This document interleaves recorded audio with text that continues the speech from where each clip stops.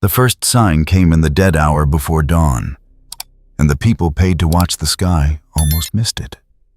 Radar stations along the eastern seaboard registered an anomaly while most of the country was still asleep, a dense metallic mass entering the upper atmosphere at a trajectory that made no aerodynamic sense.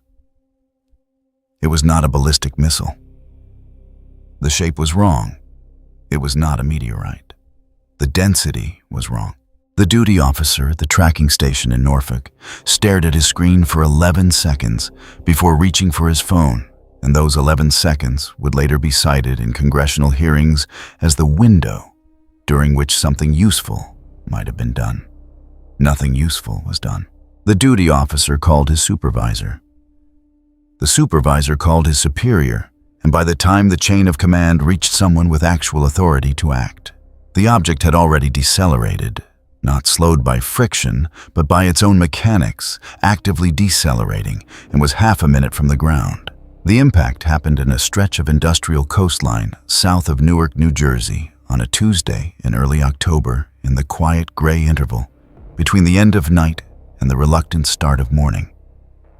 People in the surrounding area described what they heard as a sound that came in two parts. First, a deep sustained vibration felt in chests and teeth before it registered in ears, the kind of physical pressure that precedes a detonation rather than follows one. Then a concussive strike that shattered windows across a 6-block radius, buckled a section of elevated highway, and knocked a loaded freight train off its tracks. The crater it left was not deep in the way a meteor strike is deep.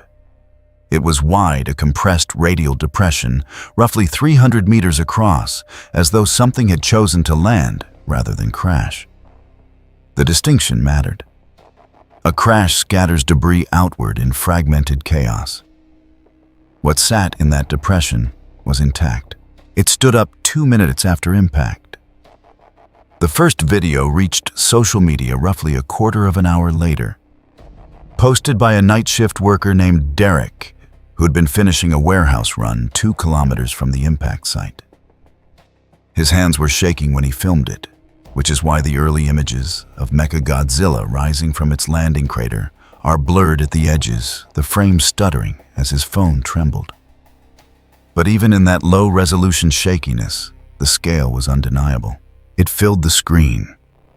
It exceeded the capacity of a phone camera to contextualize, which is why Derek's first comment, whispered to nobody in particular, was the thing that got screen capped and reposted tens of millions of times in the following 3 days.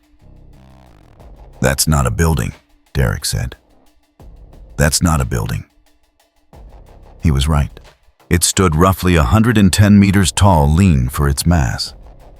Not the squat armored profile of a bunker or a tank, but something closer to a predator's silhouette built for reach rather than sheer bulk. Its head was elongated, vaguely reptilian in geometry. 2 eyes burned a deep arterial red in the pre-dawn dark. Red energy conduits ran from the crown of its skull down through its neck, tracing the line of its spine before splitting at the hips and reconverging at the base of a long, segmented tail that ended in paired curved blades rotating slowly as the machine oriented itself like a drill bit finding its axis. Along its back, 3 rows of angular dorsal plates caught what little ambient light the burning wreckage below provided. It stood in the center of its impact zone and did not move for approximately 8 seconds. Then its head turned. The motion was not mechanical in the jerky way that heavy industrial equipment moves. It was smooth, deliberate. The red eyes swept the horizon in a slow arc, and every camera pointed at it in those 8 seconds captured the same thing, the unmistakable posture of a system running diagnostics, calibrating, identifying. Not confused, not disoriented. Awake, less than half an hour after impact. Vought International's crisis communications team had been assembled in a conference room on the 43rd floor of Vought Tower in Midtown Manhattan. Ashley Barrett stood at the head of the table in a charcoal blazer she had pulled on over yesterday's blouse, her hair not quite composed, a tablet in one hand and a coffee she hadn't touched in the other. 11 people sat around the table. 4 of them were actively on their phones. 2 were watching the drone feed on a wall screen with expressions suggesting they were hoping the image would resolve into something explainable. "We're calling it a terrorist incident," Ashley said. "Unidentified device of unknown origin. Possible state actor involvement. Vought is coordinating with federal authorities, and our thoughts are with the communities affected." "It's standing up," said the man nearest the wall screen. "I know it's standing up, Todd." It moved its head. "Todd, I have eyes." Ashley set her coffee down with a precision that suggested she was exercising significant restraint. "We are not using the word monster. We are not using the word kaiju. We are not using the word robot. We are using unidentified threat and unprecedented security event. And we are getting ahead of this before the morning cycle starts." She looked around the table. "Where is the statement?" 3 people began talking at once. By the time the first local news broadcasts were cutting to live coverage, the anchors were doing what anchors do, speaking in measured tones calibrated to convey urgency without panic. While the chyrons beneath them cycled through phrases like developing situation and large unidentified structure, and on one regional network that would later be acquired by Vought in a transaction that had nothing to do with this specific morning, Metal Dinosaur. The triple question marks were editorial judgment. They were also the most accurate thing on television that morning. On the 48th floor of a different tower in a penthouse suite facing south toward the harbor, Homelander was watching 3 screens simultaneously. He stood at the floor-to-ceiling window in his blue, red, and gold suit. He had been wearing it since a midnight charity appearance and had not changed, and the suit looked immaculate. The way it always looked immaculate, engineered to photograph well under any lighting. His blonde hair was swept back. His jaw was set. His hands hung at his sides very still, which was the posture he adopted when something had his full and uncomfortable attention. On the first screen, the drone recording from the crater. On the second screen, satellite thermal imaging pulled from a defense contractor. Vought held a silent stake in. On the third screen, social media metrics showing that the hashtag #NewarkImpact had accumulated 14 million posts in under 25 minutes and was still accelerating. 14 million posts in under 25 minutes. About something that was not him. He watched the machine for a long time. The red eyes, the rotating tail, the slow assessing sweep of its head as it cataloged its environment. There was something in its bearing, if a machine could be said to have bearing, that registered in some animal layer of his awareness as significant. Not alarming. He was not built for alarm. But significant in the way that a challenge is significant before it has been acknowledged as one. "It's big," he said aloud to the empty room. He said it the way someone confirms an appointment flat. Informational, requiring no response. Then he turned away from the window and reached for his phone to call Ashley. Marvin Milk was awake before his phone went off, which was not unusual. He had been waking before dawn for most of his adult life, a discipline built from years of operating in situations where being the last one alert was a form of dying. He liked the quiet of early morning. He liked making coffee in a clean kitchen before the day had a chance to accumulate damage. This particular morning did not stay quiet. His phone began receiving alerts well before sunrise, and by the time he was through the first 3, he had already shifted from routine to the register he kept in reserve for situations that had left the map entirely. He stood in his kitchen in sweatpants and a worn army surplus shirt holding his phone, and scrolled through the clips without expression. Then he watched the machine rise from the crater one more time, specifically to study the way it moved. It was not random. It was not panicked. It was not actively destructive. Yet, It had simply arrived and oriented itself with the calm efficiency of a system that knew exactly what it was doing and was in no particular hurry to announce it. That quality, the absence of frenzy, bothered him considerably more than the scale. He was already composing a message to the group when his coffee finished brewing, which meant it went cold before he drank it. Billy Butcher was in a parking garage in Queens when the ground shook. He had been there since well before dawn for reasons that had nothing to do with Mechagodzilla and everything to do with a Vought contractor moving product through a facility in the Bronx. That operation was now postponed because the garage had swayed on its foundations when the impact hit. The contractor had bolted, and Butcher was leaning against a concrete pillar with an unlit cigarette watching the recording on his phone, with the expression of a man who has just seen the universe confirm his worst intuition about the direction things were headed. He watched the machine stand up. He watched it turn its head. He watched the red energy lines pulse along its body in a slow rhythmic cycle that looked less like a power-up sequence and more like breathing. "Well," Butcher said to the concrete and the dark and nobody in particular, "there it is then." He did not mean the machine specifically. He meant the broader principle.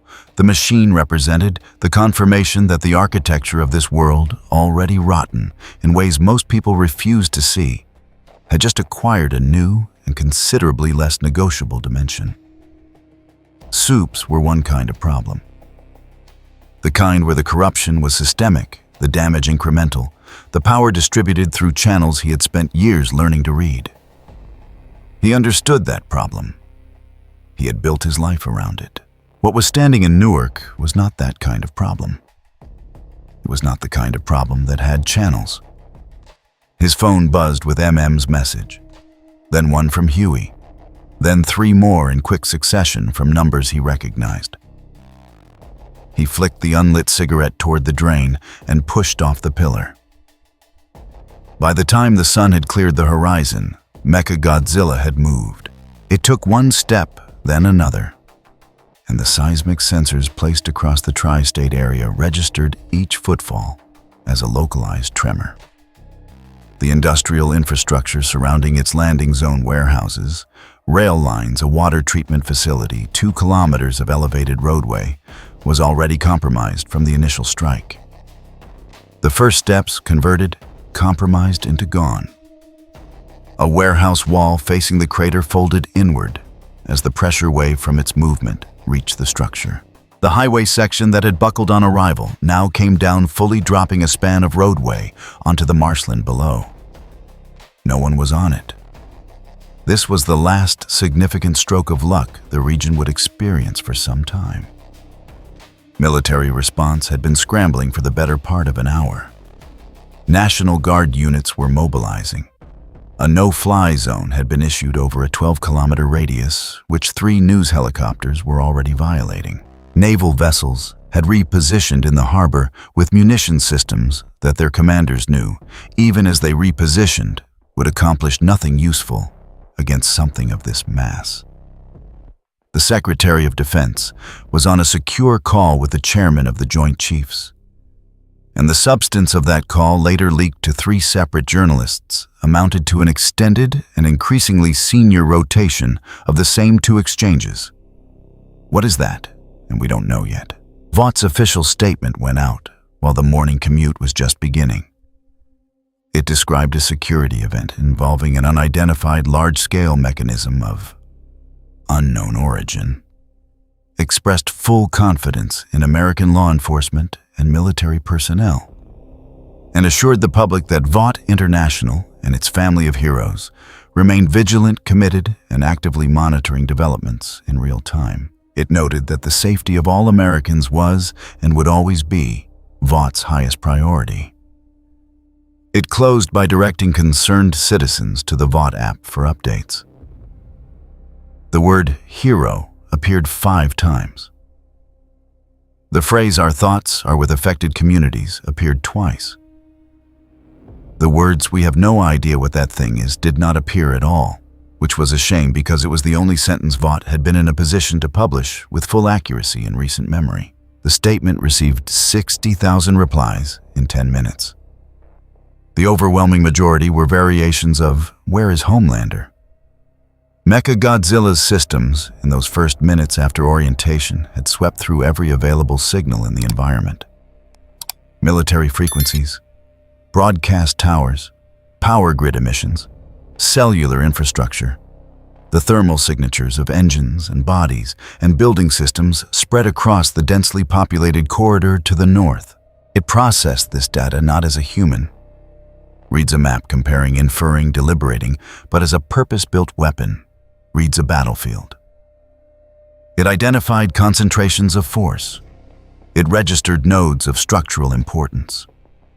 And among the electromagnetic noise of a metropolitan region, waking into catastrophe, it isolated several signatures that registered in a category, apart from the rest, singular concentrated anomalous. Energy outputs that corresponded to nothing in any conventional index. There were several such signatures within range. One to the northeast was the strongest by a margin that was not close. The machine did not wander toward it.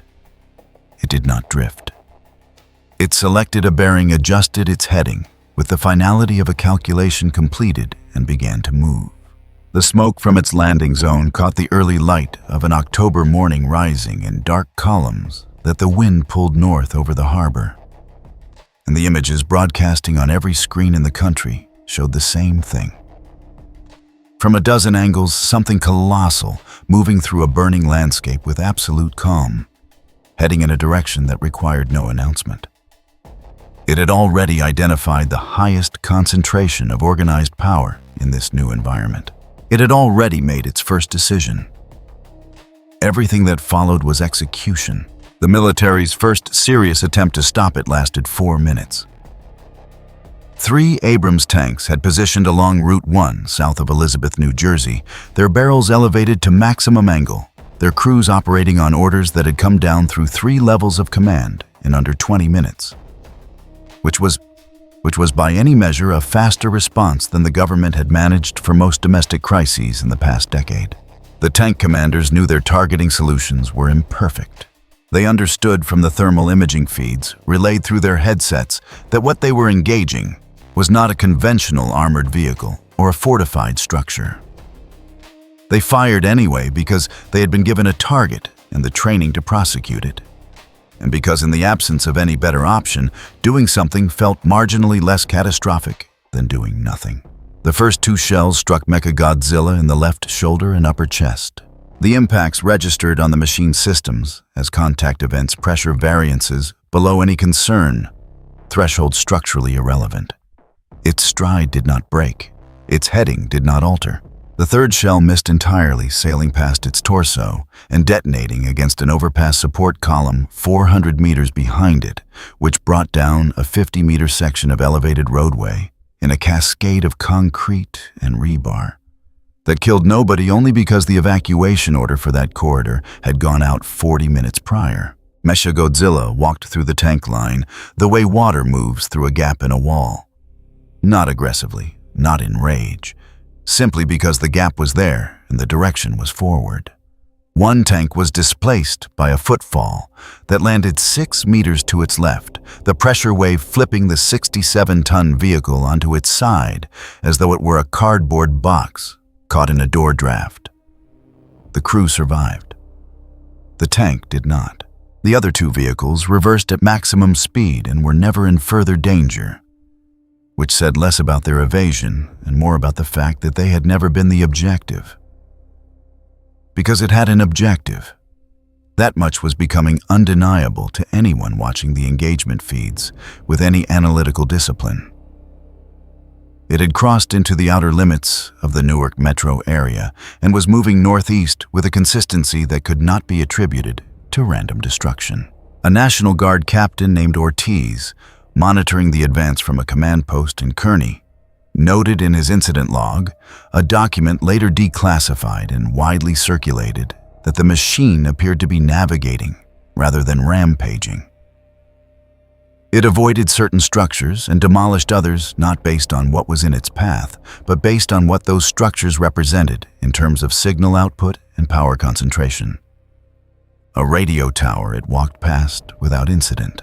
A military communications relay station it reduced to rubble with a single sweep of its tail. The distinction between those two targets was not random.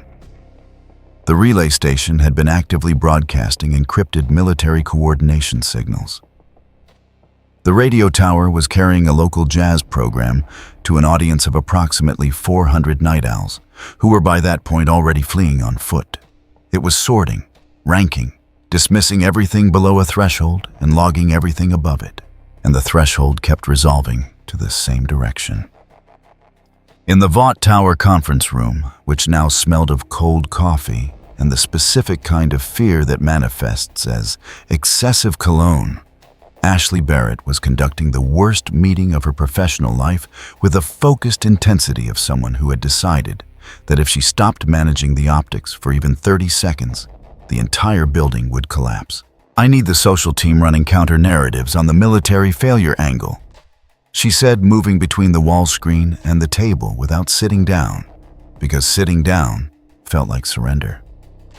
"If the Army can't stop it, that's a government failure, not a Vought failure. I want that framing in the ecosystem within the hour." "Annie January is already posting," said the social lead, a young man whose name Ashley had never retained despite working alongside him for 3 years.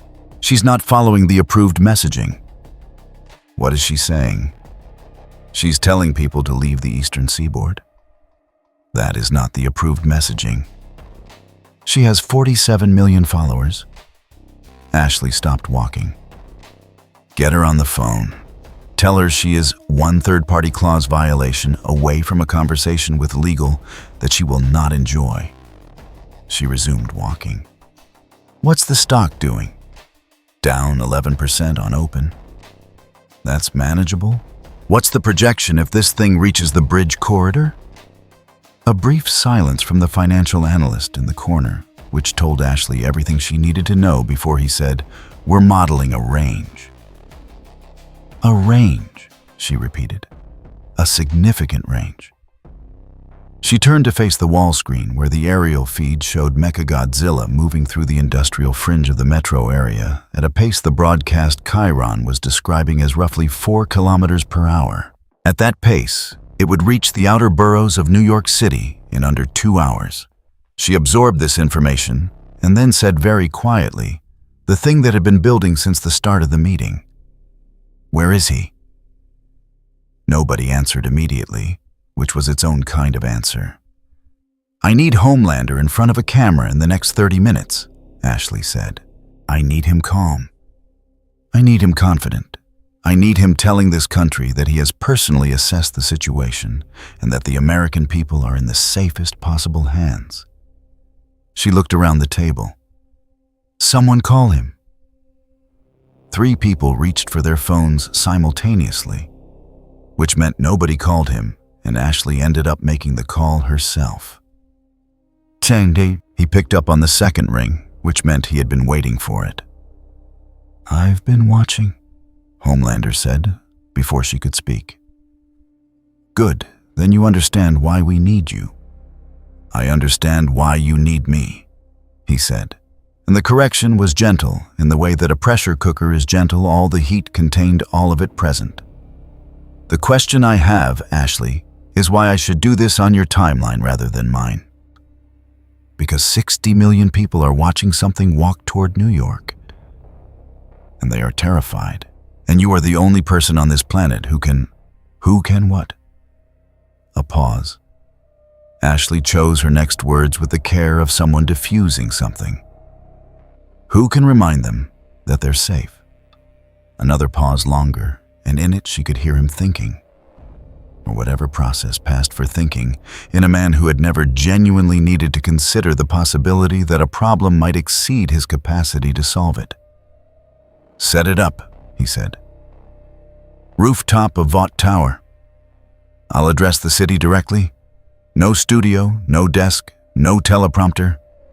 I want it to look like I came to them." "That's She stopped. Yes, that works. 30 minutes. 20, he said, and ended the call. Saturmant, 40 blocks south of Vought Tower, in a rented apartment that smelled of takeout containers and 3 concurrent technical projects. Frenchie was running feeds from 17 different sources simultaneously and had arrived at a conclusion he did not particularly want to share. It is not behaving like an animal, he said to the room. Looked up from the table where he had been cross-referencing the machine's path against a map of New York City's power grid infrastructure. No, he said. It's not. Animals have territory logic, chase logic, hunger logic. Frenchie gestured at the screen where the aerial feed showed the machine bypassing a densely packed residential area to its left and continuing northeast. This thing has acquisition logic. It is filtering. This is a weapon system running active threat assessment. It knows exactly what it wants, and it is walking straight toward it. Which means it has a primary target, said. Which means it has a primary target, Frenchie confirmed. He leaned back in his chair. And we already know what that is, yeah? From the couch, Huey said nothing. He was watching the feed on his phone with both hands around the device, the way people hold phones when the news is bad enough that putting it down feels like a form of denial. He had been watching since the first alerts watched the tank engagement. Watched the residential areas emptying in aerial thermal imaging, and the volume of people on the roads heading away from the city had acquired a physical weight in his chest that he was having difficulty breathing around. Homelander can handle it, he said, which was the kind of thing you say out loud when you need to hear whether it still sounds true. Nobody in the room responded to that. Butcher was in the corner, sitting backward on a chair, arms folded over the backrest, watching the wall screen with an expression of profound and entirely unsentimental attention. He had not spoken in 11 minutes, which for Butcher meant he was thinking hard about something he hadn't yet decided how to deliver. Homelander, he said finally, has never in his life encountered something that doesn't care who he is. The room sat with that for a moment. This thing doesn't watch the news, doesn't have a Vought contract, doesn't give a single cold damn about approval ratings or whatever soft-serve bollocks the PR team pumps out every morning. He tilted his head at the screen. Far as I can tell, it's walking toward him, because he's the strongest signature in this city, and it wants to settle which one of them gets to stay at the top. Set down his pen. That's assuming it operates on dominance logic. Mate. Butcher looked at him with the flat patience of someone who has already done the arithmetic. Look at what it's skipping and what it's hitting. It's not destroying infrastructure because it wants to destroy infrastructure. It's clearing whatever's between it and the thing it's actually after. That's not hunger. That's not rage. He paused. That's a hierarchy test. And Homelander has never taken one of those from anything that could actually fail him. Annie, January had stopped using the name Starlight in her own head some months ago, though the public still used it, and Vought still owned it, and her suit still said it in stitched silver letters across the chest. She was standing outside a bodega on the west side of Manhattan when she finished posting and put her phone in her pocket, ignoring the communications team's calls with the practiced ease of someone who had made her decision before she picked up the phone to post. What she had written was simple and factual. The eastern and central corridors of New Jersey were no longer safe. The official evacuation guidance was running 3 hours behind reality, and people needed to move west or north immediately. She had added nothing about Homelander, nothing about Vought, no speculation about what the machine was or where it had come from. Only what was true, which in the context of Vaught's information architecture was its own form of detonation. Her phone went to continuous vibration, and she turned the sound off entirely. The sky to the southwest had changed. Not dramatically, not wildfire orange or tornado green. just a heaviness, a shift in the light's quality. A column of dark smoke visible above the rooftops across the street, rising from somewhere far enough away that it looked almost containable from here. She knew better than to trust the geometry of distance. The things that looked far away this morning had a way of arriving faster than the official timeline said they should. The broadcast went out 40 minutes after Ashley's call. Not 20, because the rooftop lighting required adjustment, and because Homelander had refused the earpiece twice, and because a wardrobe assistant had made the mistake of suggesting his suit looked slightly asymmetric on the left lapel. That comment had required 3 minutes of careful de-escalation from a senior Vought liaison, whose official title was Head of Talent Relations, and whose actual function was managing the precise psychic temperature of one man who could level a building if he felt disrespected. When the feed went live, he looked exactly as he had been designed to look, controlled, broad-shouldered against the Manhattan skyline, the blue and red of his suit sharp in the morning light. His expression carried the particular combination of warmth and immovability that read its scale as absolute authority. The face from 100 magazine covers manufactured and perfected and completely convincing if you had never seen what was underneath it. "People of America," he said.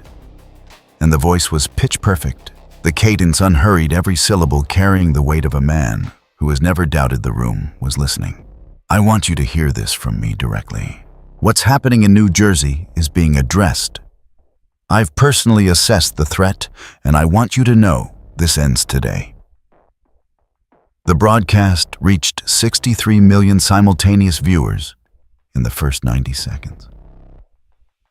In the Vought conference room, Ashley exhaled for what felt like the first time in 2 hours. On the aerial command feeds, Mechagodzilla registered the broadcast signal. Not the content, it had no architecture for parsing human language as meaningful data. But the signal's strength, the geographic origin of the transmission, the density of electromagnetic activity associated with a live broadcast reaching tens of millions of receivers simultaneously, all of it resolved within its threat assessment framework as a data point of the highest registered weight.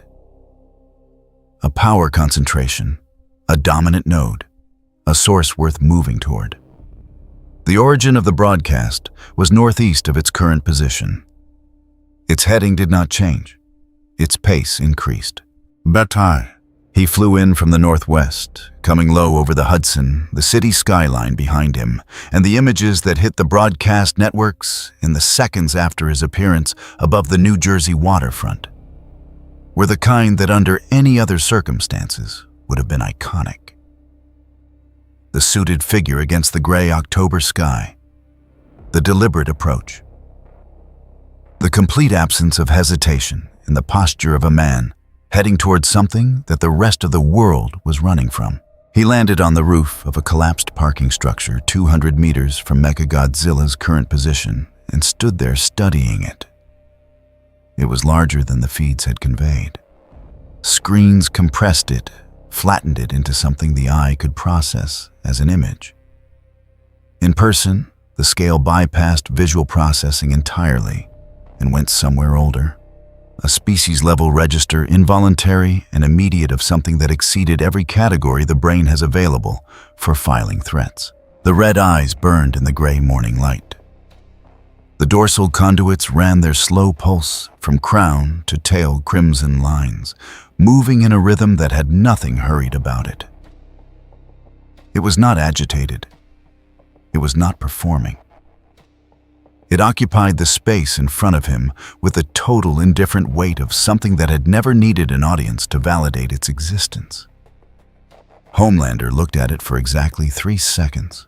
Then, because 63 million people were watching, and because uncertainty was the one thing he could not afford to let them see, he straightened, rolled his shoulders back, and smiled, the specific smile deployed for situations requiring the projection of absolute certainty. "All right," he said quietly enough that no camera could pick it up. Just to himself. Just to close the frame around what came next. Let's get this done.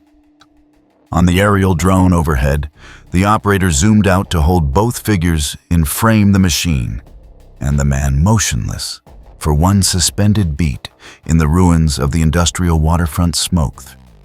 Threading between them, the city spread out behind them in both directions. Mechagodzilla's systems completed their final calculation.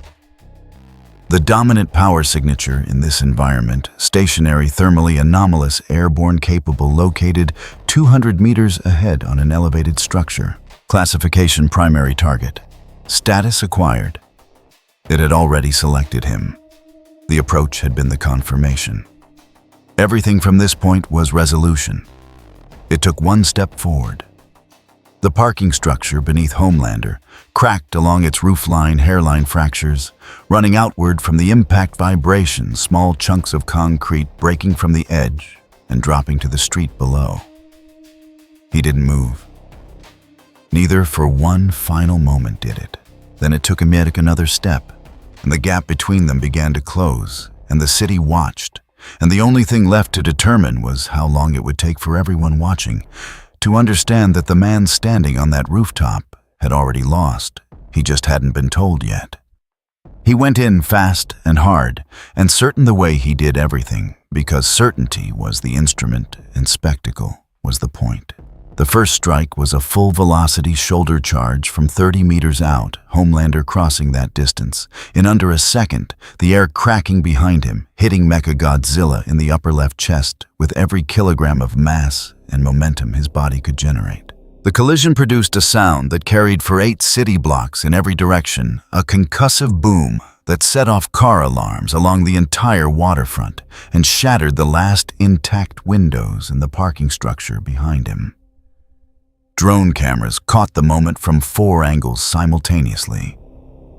Visually, it was tremendous, the suited figures slamming into the machine with the force of a small vehicle collision, the shockwave rolling outward, rubble lifting from the ground in a ring.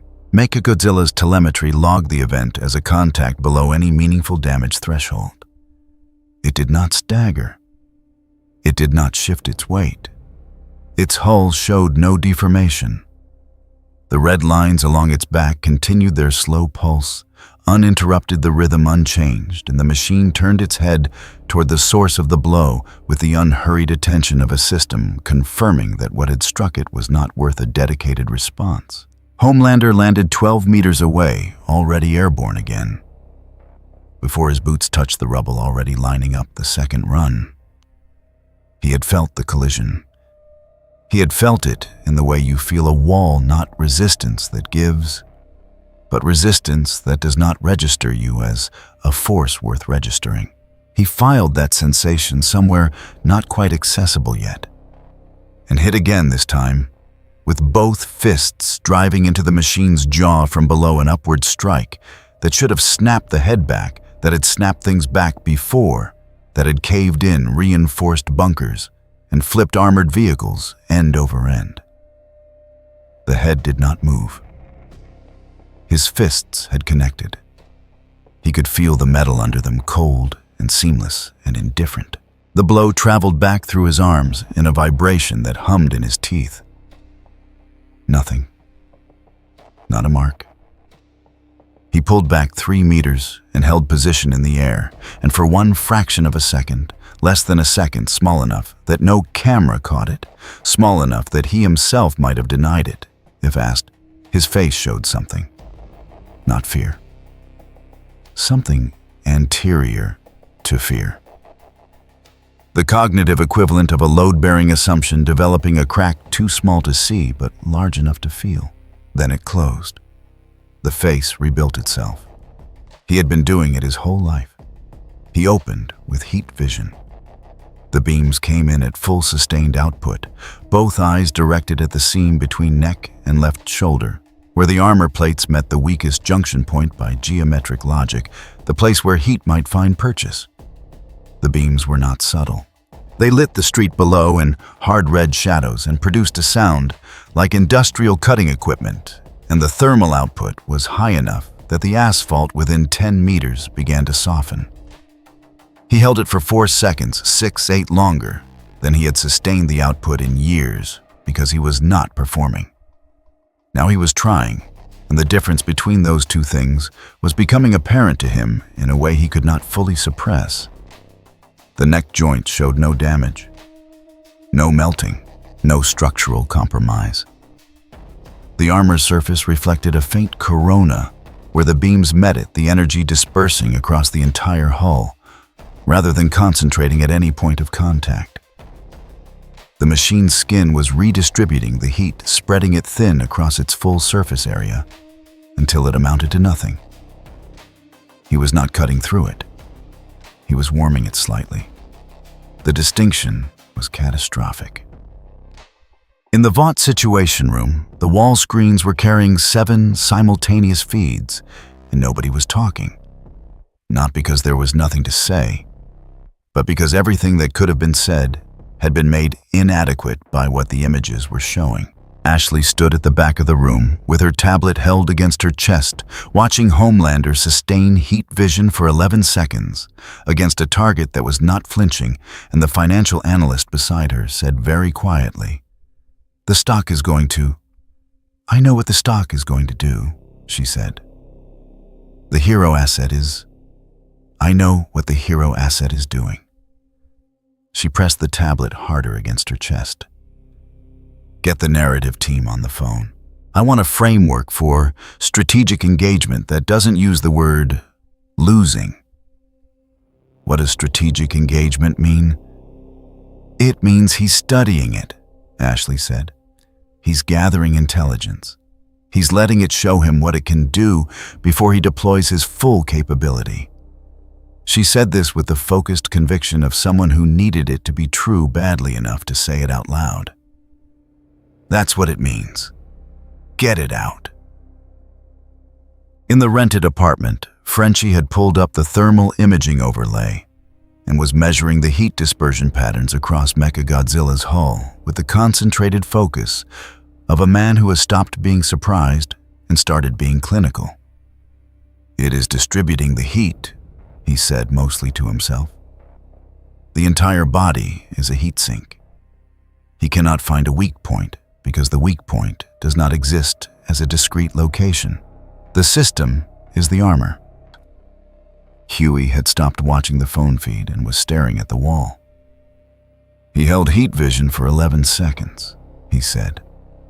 "I've never seen him hold it for 11 seconds. "And nothing happened," MM said from the table. "And nothing happened," Huey repeated. Butcher had moved from the chair to the window. He was looking out at the city, not at the screens. "He's going to try harder," he said. "That's the problem with blokes like him. When something doesn't work, they don't ask why. They just do it louder." He paused.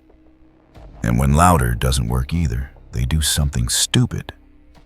Outside 6 kilometers to the east, something very loud was happening. Mechagodzilla moved first. Not in response to the heat vision the machine had processed, that attack clocked its damage output as negligible and continued its threat evaluation without interruption. It moved because its evaluation was complete. The target in front of it was generating high energy output with no structural damage potential. It was mobile, persistent, and occupying airspace above the engagement zone. These factors resolved to a single operational conclusion. Close distance, neutralize mobility, redirect to primary structural target. It reached out. The arm came around in a lateral sweep that Homelander barely saw. Not because he was slow, but because the machine did not telegraph the motion the way a person does, did not wind up, did not shift weight in the readable way that biological combatants shift weight before a strike. It simply extended, covering 12 meters of air, and the hand closed around his torso before he had completed the evasion burn.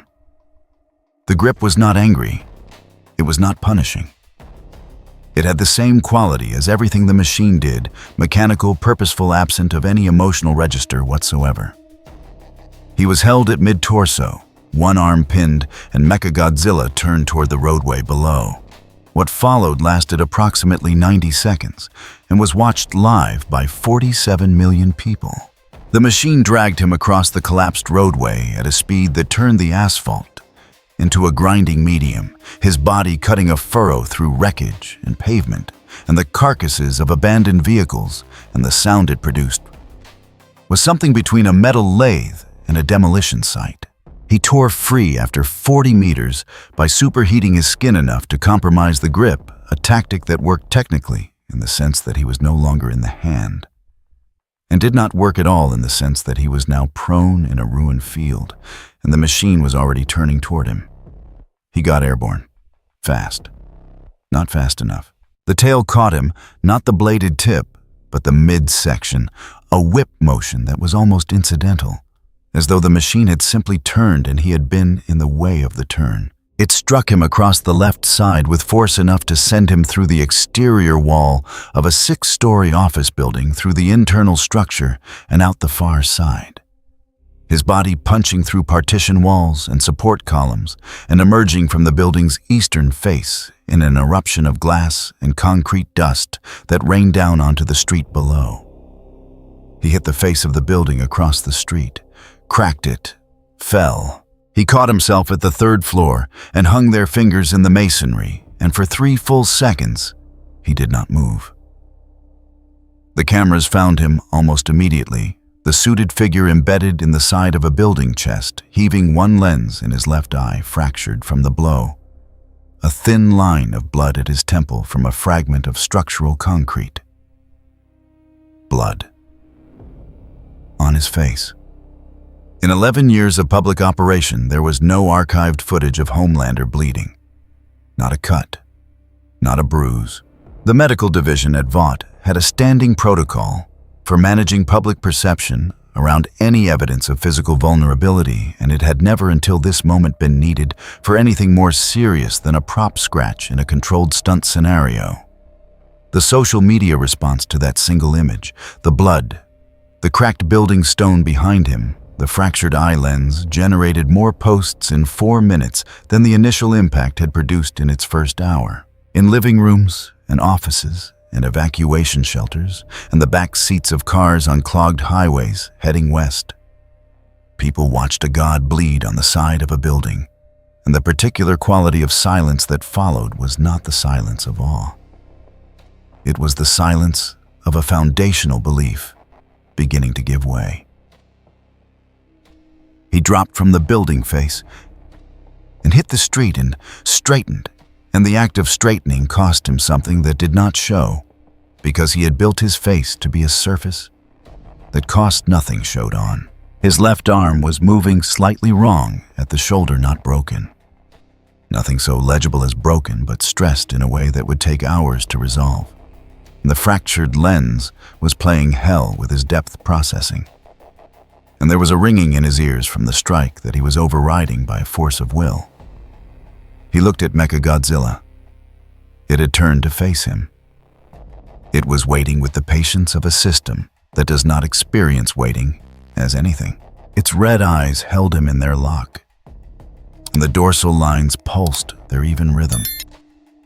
And there was nothing in its posture that suggested it had been in a fight. No heat discoloration. No fracture, no compression, no deformation on any surface he could identify from this distance. He had thrown everything at it.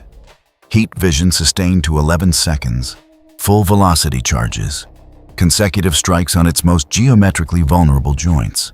Every approach that had worked against every other target he had ever engaged, and the machine in front of him had processed all of it and returned a single tail sweep in response.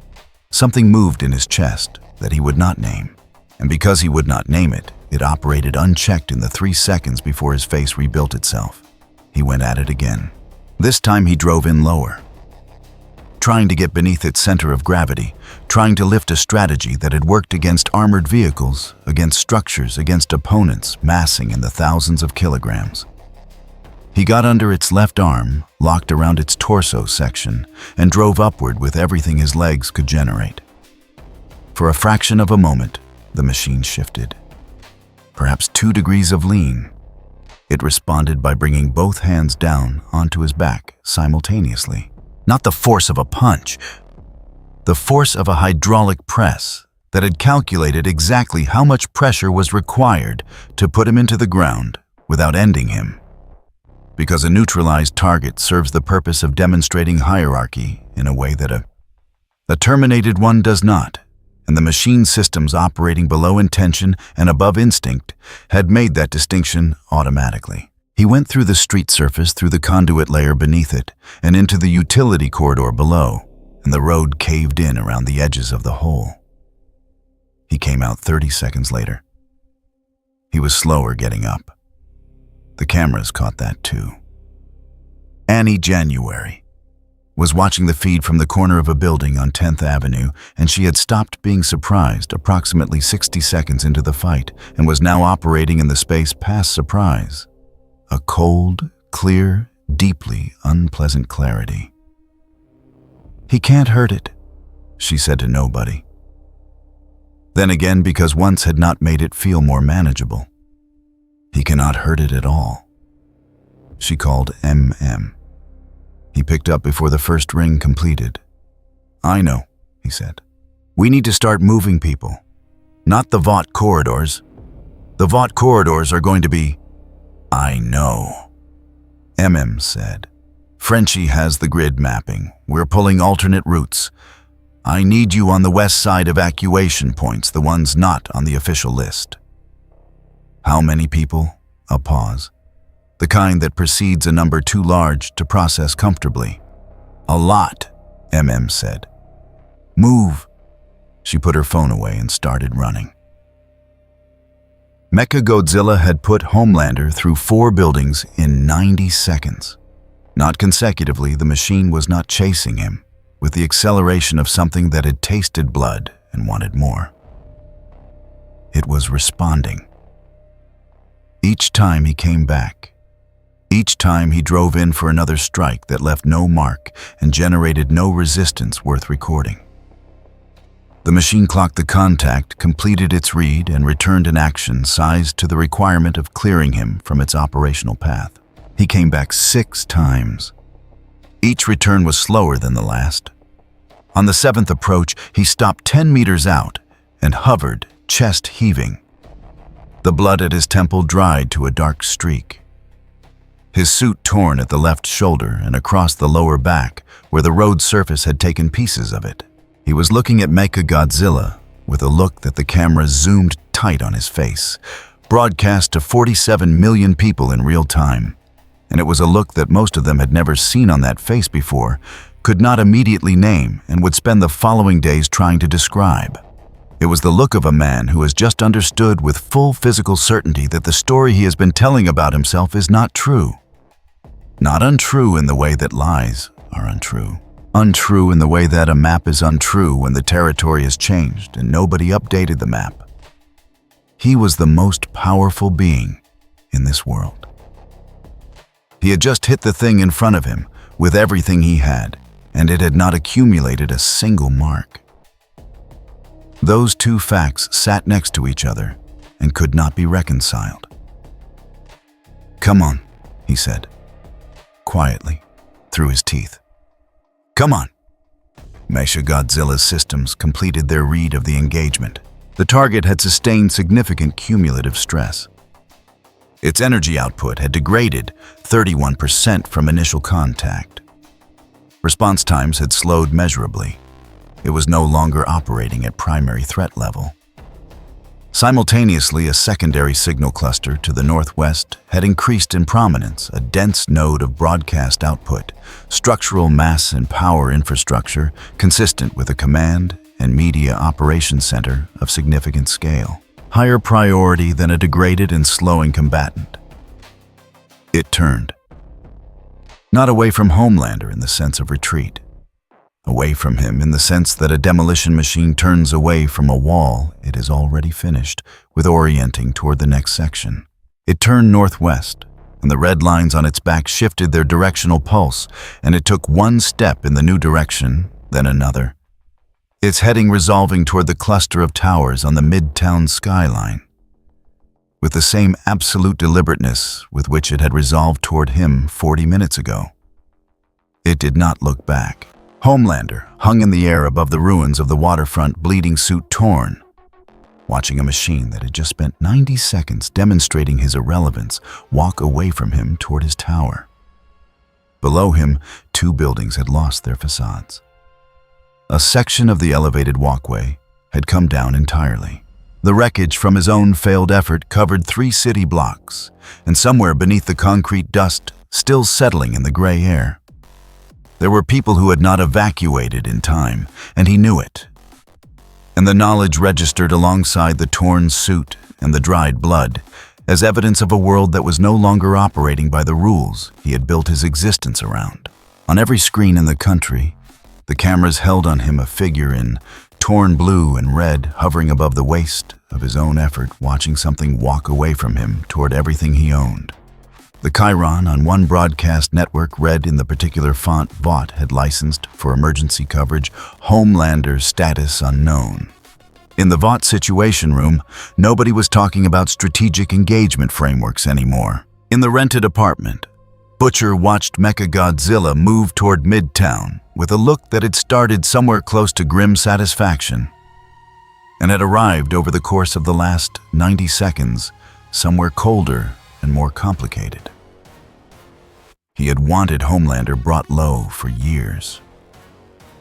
He had imagined it in various forms. None of them had looked like this. None of them had included the understanding that whatever was walking northwest right now was not going to stop with Homelander. "Right," he said to the room, to nobody in particular. "So that's what we're dealing with." Nobody argued. The 43rd floor of Vought Tower smelled like money and fear, which was not an unusual combination for this particular building, but the ratio had shifted considerably in the last 2 hours. Ashley Barrett had not sat down since the Newark impact. She was operating on the specific fuel of someone who has converted panic into forward motion through sheer force of professional reflex. Not because the panic was gone, but because stopping to feel it meant stopping, and stopping was not something the situation permitted. She had people on every phone line in the room, a legal team on hold, a PR firm in a separate conference call. She was muting and unmuting every 40 seconds, and a social media dashboard on the left screen, showing the sentiment curve for Vought International trending in a direction that the gradient color had turned from yellow to orange, to a deep and committed red. "I need the 7 availability roster," she said to the room. "Queen Maeve is unreachable," said her assistant. "Oh, train." "In the building, 41st floor." The deep. A brief pause that carried its own information. "He's been in the media suite since 6 this morning. He's been asking about camera positioning." Ashley stopped moving and looked at her assistant with the look of someone who has just been informed that the ship is sinking and the first mate is asking about the dinner reservation. "Camera positioning," she said. For his response statement, he wanted to know which angle was most flattering. She turned back to the dashboard. Get him a camera. Get him in front of it. Get him saying something that sounds like action.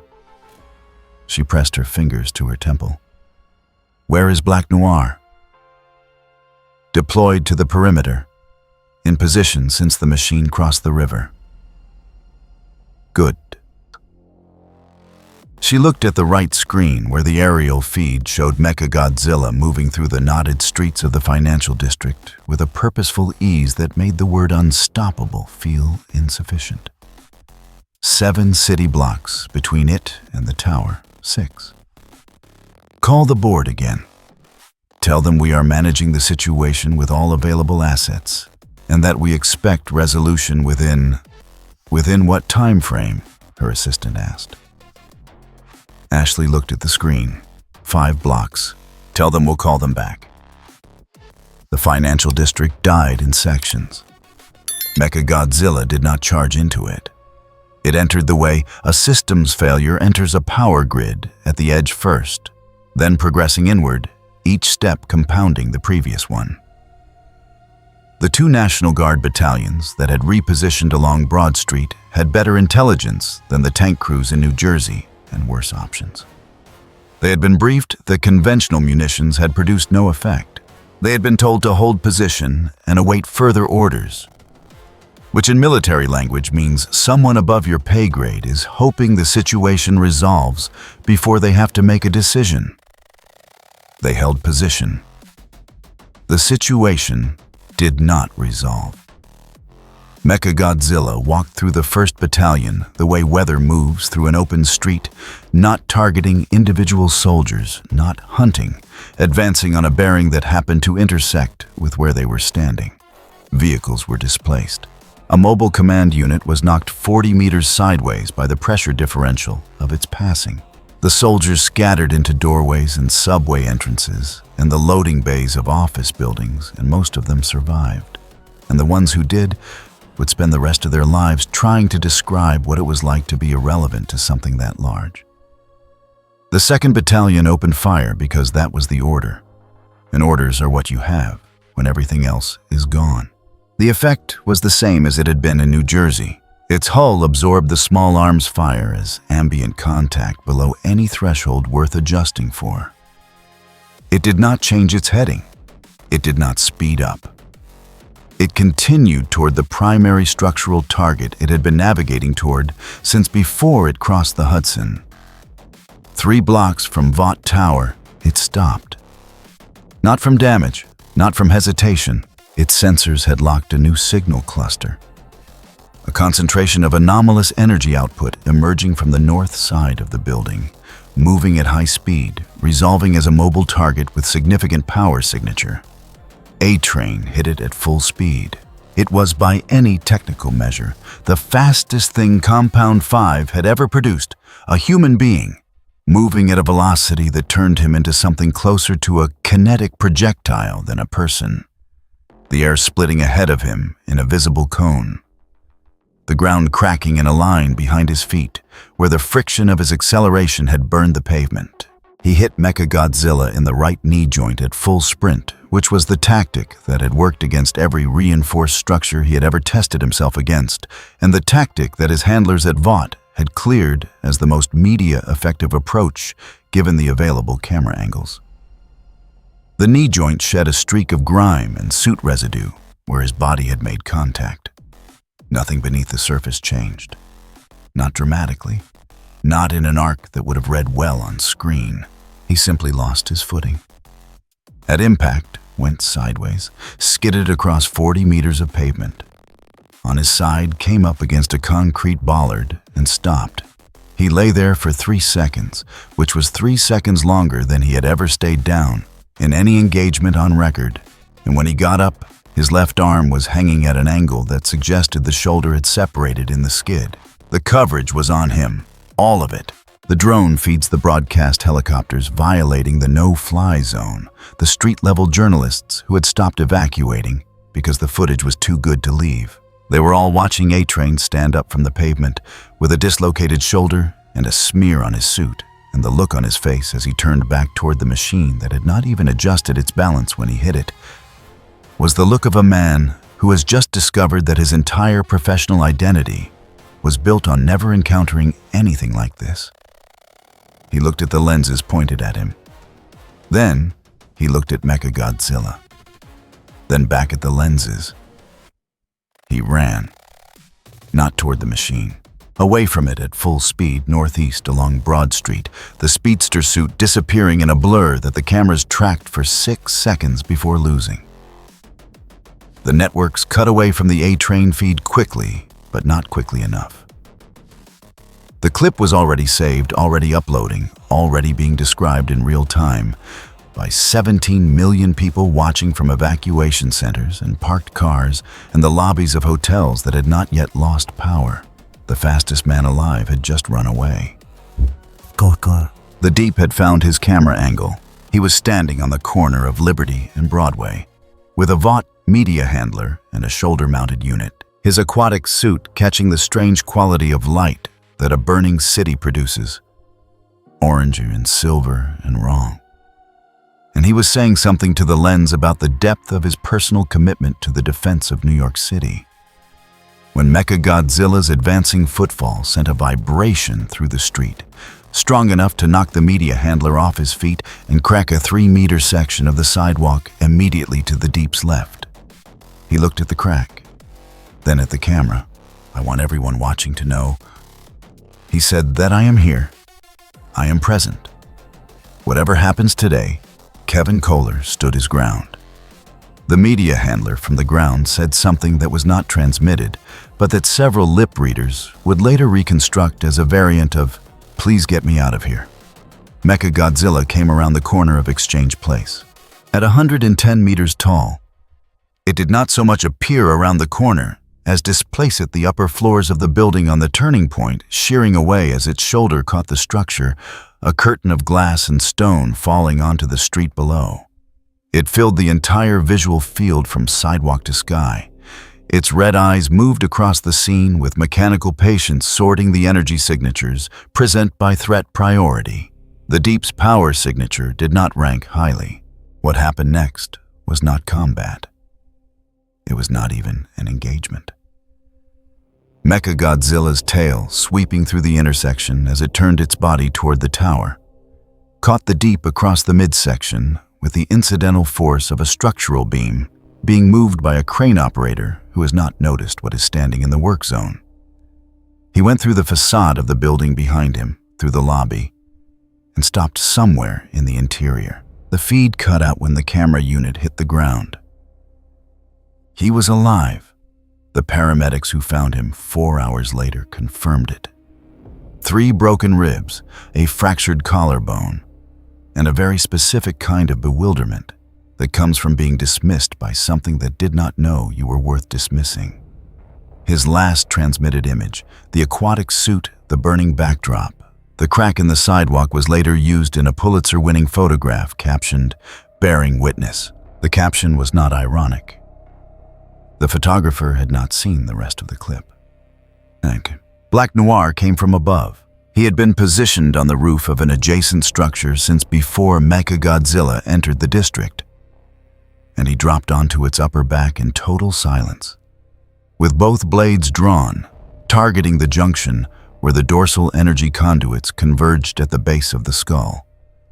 The point that every technical briefing Vaught's research division had managed to produce in the preceding 90 minutes had identified as the closest approximation to a vulnerable architecture. He was on the machine's back for 11 seconds.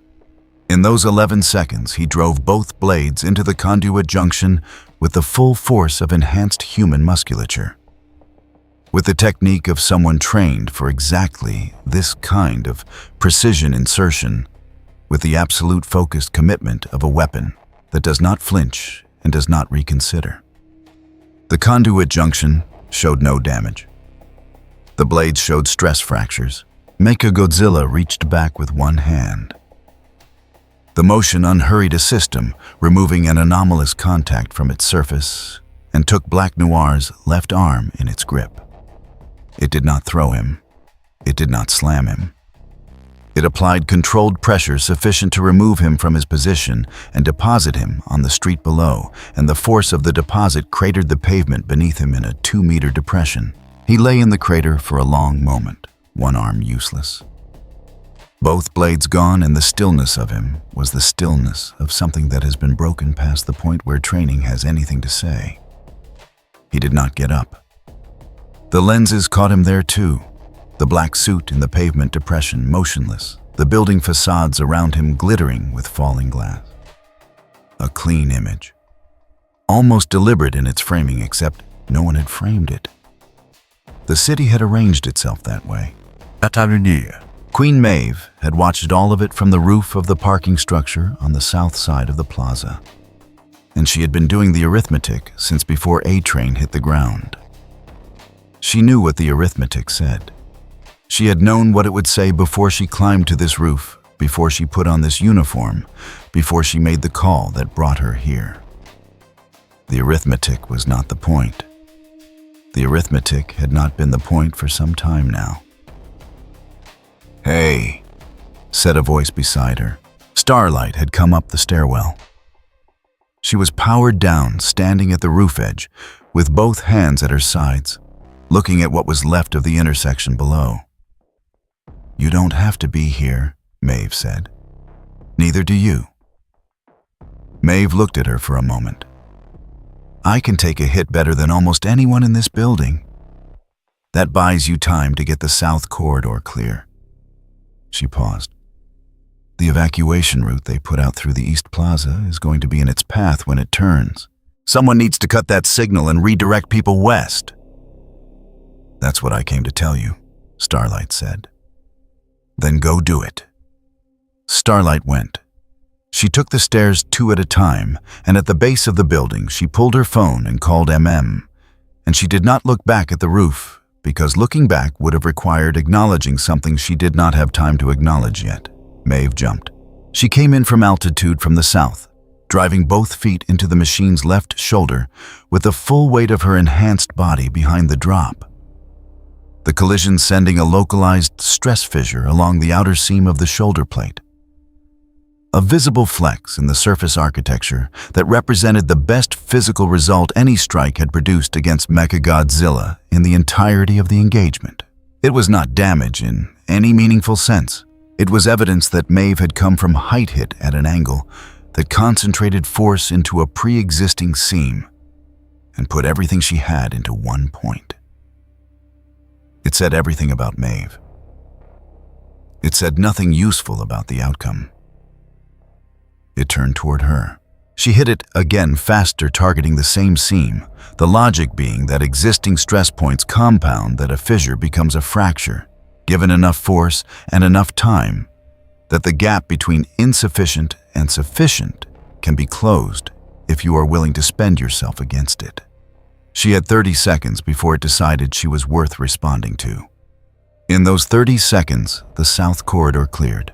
260 people who had been heading east on the official Vought evacuation route redirected west based on the signal Starlight cut and the alternate transmission Frenchie had already positioned to replace it. 260 people who did not know that a woman in a warrior's uniform was spending herself on the side of a machine that was not going to fall, buying them the time to reach safety. When it responded, it was not proportional. It was efficient. It took her by one leg and drove her into the plaza surface 3 times in rapid sequence. Not rage, not performance, not cruelty. In any sense, the word applies to things that have intentions. The mechanical logic of a system, removing an obstacle that had produced a surface fissure and was capable of producing more. On the 3rd impact, the plaza gave way, and she went into the parking level below. And Mechagodzilla looked at the hole for a moment, the way a system confirms a resolved task, and then it turned back toward the tower. She was alive. Badly damaged and alive, which was the most Maeve had ever asked of any situation. The lobby of Vought Tower was emptying when the first energy beam hit the building. It struck the northeast corner at the 47th floor, the proton scream cutting through the exterior in a line that the structural engineers, reviewing the recording, would later describe as calculated rather than indiscriminate. Not because Mechagodzilla was being careful, but because it had processed the load-bearing architecture of the target and was removing sections in the sequence most likely to produce progressive collapse. Outcome optimized for maximum structural statement. The building was coming down in a way that would be visible, that would be recorded, that would resolve as a data point in the hierarchy of this environment. The dominant collective power node had been neutralized. The 47th through 49th floors of Vought Tower ceased to exist in approximately 4 seconds. The production studios, the control room, the satellite uplink suite, and the office where Ashley kept her personal items, a framed photograph with a senator. A motivational poster from 2019. All of it fell first inward and then down, in a cascade that the remaining feeds caught from 3 directions simultaneously. In the situation room on the 22nd floor, Ashley watched the upper third of her building on fire and said nothing for 9 seconds. "Pull the data backup protocols," she said. "The servers are in the 44th floor annex," someone said. "Then they're gone." She reached for her phone. "I need legal on the line. I need to know what our liability exposure is for the hero asset failures. A-Train, the deep black Noir, and I need it in language I can use in front of a congressional committee because that is where this ends up." "Ashley?" Her assistant's voice had a quality it had not carried before. "The building is on fire." "I know the building is on fire. We need to evacuate. We will evacuate when I have confirmed the data backup status and initiated the liability." "Ashley?" The security chief, Torres. 11 years at Vought, his voice carrying a flatness that cut through every layer of professional autopilot she had built. "The fire suppression on 44 is offline. The team says we have maybe 12 minutes before the upper section load transfers to this floor's grid. We are leaving now." She looked at him, then at her phone, then at the dashboard, which was no longer showing the sentiment curve because the feed had gone to static. She picked up her bag. Inside it, her laptop, her phone, a spare charger, and a folder labeled Contingency Messaging Crisis Tier 1 that she had prepared 18 months ago for a scenario she had described to her team as unlikely, but worth modeling. She had not modeled this. She walked to the elevator, remembered the elevator was not an option, and walked to the stairs. As she went, she was already drafting the statement in her head, the one that would need to position all of this as something other than the complete and total failure that it was. She had nothing. For the first time in her professional career, the words would not come. Had the alternate route map on his phone and was moving through a bottleneck on the west side when Frenchie's voice came through his earpiece. "The East Plaza corridor is clear. Starlight cut the Vought signal 6 minutes ago. We have maybe 400 people redirected so far." A pause. "The official channel is still telling people to shelter in place in the east buildings." "How many people are following the official channel?" "Enough to matter." Another pause, shorter. "Huey is at the relay point on VC. He can push the override if you authorize it." Looked at the map. At the bottleneck. At the column of smoke rising where the upper third of Vought Tower used to be. "Tell him to push it." The override went out 11 seconds later, cutting across Vaught's emergency frequency with a transmission that said plainly and without corporate language that the east evacuation route was compromised and that people needed to move west and north immediately. It gave 2 specific addresses as confirmed collection points. It did not say who was broadcasting. It did not need to. Butcher was listening from the corner of a building 4 blocks south, and he listened to MM's voice coming through the override, and he said nothing. Not because he had nothing to say, because what he was watching the building coming down the signal cut the people beginning to move in the direction they should have been moving an hour ago.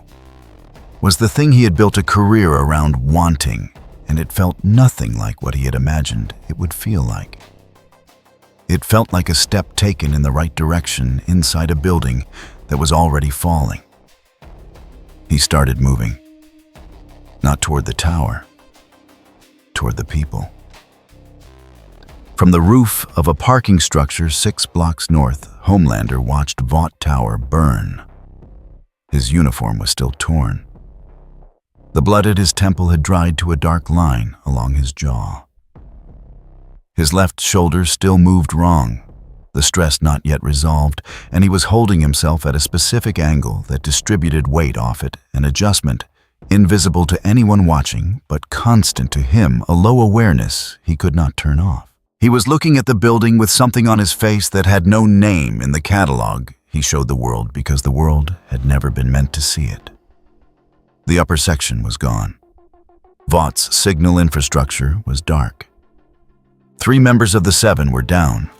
A-Train had run. The machine was still moving, still intact, still carrying no evidence of the force thrown at it across the last several hours. He had started this morning as the most powerful being in the world. He had thrown himself at that machine and left a mark on nothing. Now his tower was burning, and the cameras finding him on this rooftop were the same ones that 12 hours ago had been his primary instrument of control over 800 million people. What they were capturing now was a man on a roof watching his empire get demolished by something that had not considered him worth finishing.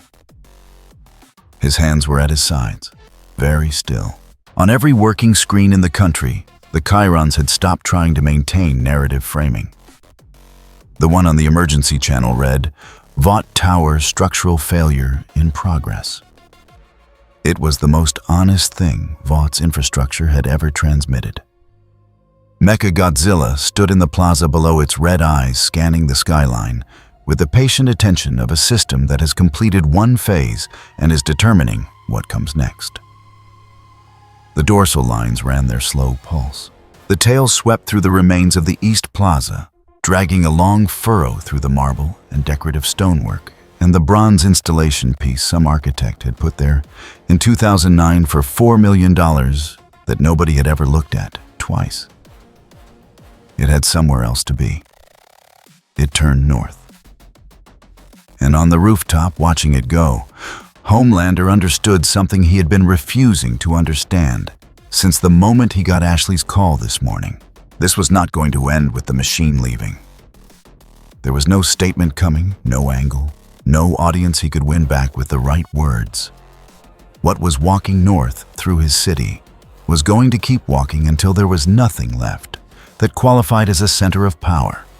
And right now, there were two such centers still standing, the government complex, hemorrhaging credibility in real time, and him. He was the last one, the last thing in this world that registered to that machine as worth the attention of a primary target. If he ran, the title died with his absence. If he came back, he died on camera. He stood on the roof for a long time, the wind moving through the tear in his left shoulder, the city burning below him, and no version of the next hour visible from here had a good ending. But one of them had him still standing. He stepped off the edge and dropped into the smoke. The city's emergency broadcast system sent out 4 separate and contradictory instructions in the 40 minutes following the collapse of Vought Tower's upper section. The first told people to shelter in place. The second told people in lower Manhattan to evacuate north. The third superseded the second and directed people to designated safety zones in the east. The same zones that had flagged as being directly inside Mechagodzilla's projected path 20 minutes before the instruction went out. The fourth was a correction to the third that had been drafted by a FEMA coordinator in Washington who was working from satellite imagery that was 47 minutes old, and it directed people toward a transit hub on the east side of the financial district that no longer existed in any functional sense because a section of elevated roadway had come down on top of it during the machine's approach. 4 instructions. 3 of them would get people killed if followed. One was merely useless. Had the route map open on his phone, a hand-drawn overlay on top of the city grid that he had been updating since before the tower fell, marking blocked routes in red and confirmed clear lanes in blue. And by the time the 4th official instruction went out, the blue lines on his map bore almost no relationship to anything the official system was saying. He was standing at the corner of a loading dock on West Street, and there were roughly 200 people in the block behind him who had stopped because the East Passage was gone, and the official north route went through a section that Frenchie had flagged as compromised 20 minutes ago. And he was looking at his map with the quiet focus of someone who has accepted that there is no version of this where they are not making life or death decisions with incomplete information. VC to west-north to Chambers, then across, he said into his earpiece. Frenchie, what's the bridge status? Westbound lane is clear. Eastbound has a pile-up about 2/3 across. People can get through on foot, single file, left railing side. A pause and the sound of something clicking rapidly in the background. Frenchie running feeds on multiple windows simultaneously. I've got a jam on the official FEMA frequency in that section. Someone upstream is pushing shelter in place over the evac output. People are stopping. Can you cut it? Already cutting. Give me 90 seconds. You have 60. Frenchie said something in response that was not strictly professional, and then the line went to the rapid clicking sound again. Turned to the crowd behind him. 200 people approximately. He had done a rough count 3 times. Recognized that the kind of thing his brain did automatically in situations where numbers were the only thing he could control. Families, office workers, a man in scrubs who had clearly been coming off a hospital shift when everything went sideways, an elderly couple sharing a single rolling suitcase between them, a group of teenagers who were trying very hard to look less scared than they were, and not quite succeeding. He had seen crowds like this before, in different cities, different contexts. They had the same quality every time, the specific suspended animation of people who have been told to wait for instructions and are beginning to understand that the instructions are not coming. "We're moving north," he said. He did not raise his voice.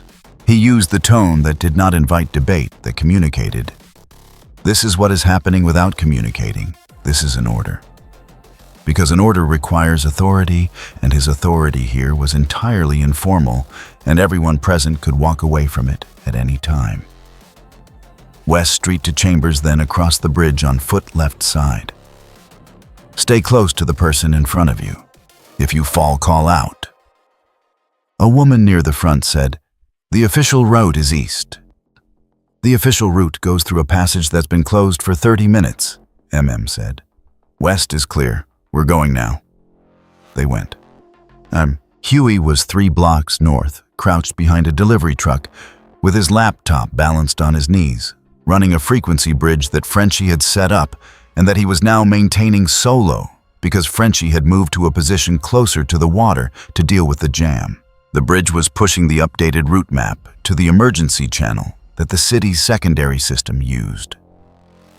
Not the FEMA frequency, the older one, the one that predated the Vought partnered modernization, and that still had independent uplink capability if you knew where the nodes were. Frenchie knew where the nodes were. Huey had been told where they were 40 minutes ago and had been holding the connection ever since, while Frenchie moved to the next problem. His hands were not entirely steady. He had noticed this and had decided it was information rather than a problem. His hands were shaking because the situation warranted shaking hands, and they were shaking in a way that did not prevent him from typing. So he was typing. The bridge was working.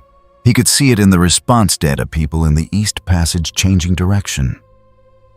The density of movement on the west routes, increasing the cluster of stopped bodies near the collapsed transit hub beginning to disperse. Real numbers.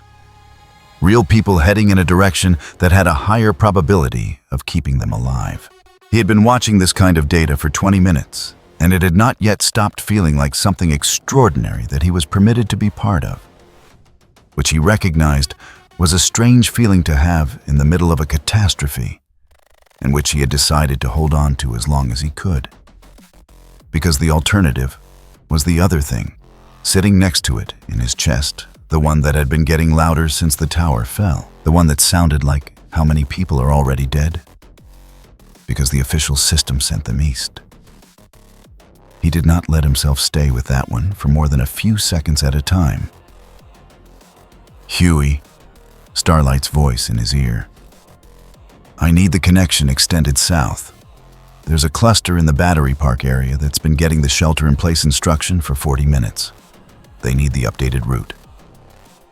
"How many people?" "Camera estimate maybe 300. Could be more. There's a school group somewhere in there." He was already rerouting. "Extended. You'll have it in about 2 minutes. 2 minutes is fine. Thank you." She was off the line before he could say anything else, which was how all the conversations had gone today, necessary brief moving on. There was something almost clarifying about it. No preamble, no checking in. Just what is needed, what is happening, what comes next. He thought about the school group and kept typing. Three of Vaught's senior operations staff had relocated to an emergency coordination center in a midtown hotel that the company maintained a standing contract with for exactly this kind of scenario. The center had backup power, secure communications, a conference room with a screen wall, and a fully stocked kitchen that no one was using. It also had on the secure line 4 board members who had questions that the 3 operations staff could not answer, and a legal team in 2 separate locations who were both drafting documents and both needed the same information at the same time, and a PR consultant who had been hired specifically for crisis situations and who was currently saying things that had made sense in every previous crisis the firm had handled and made no sense at all in this one. "We need to reframe the Vought Tower situation as a sacrifice," the consultant was saying. The tower was a lightning rod. It drew the threat away from residential areas. "We can build a story around. The official death toll estimate for the financial district is currently at several hundred," said the operations director. A woman named Chen, who had not slept in 22 hours and whose patients had the specific frailty of something that has been very carefully maintained for a very long time. "We don't have a final count. We may not have a final count for days."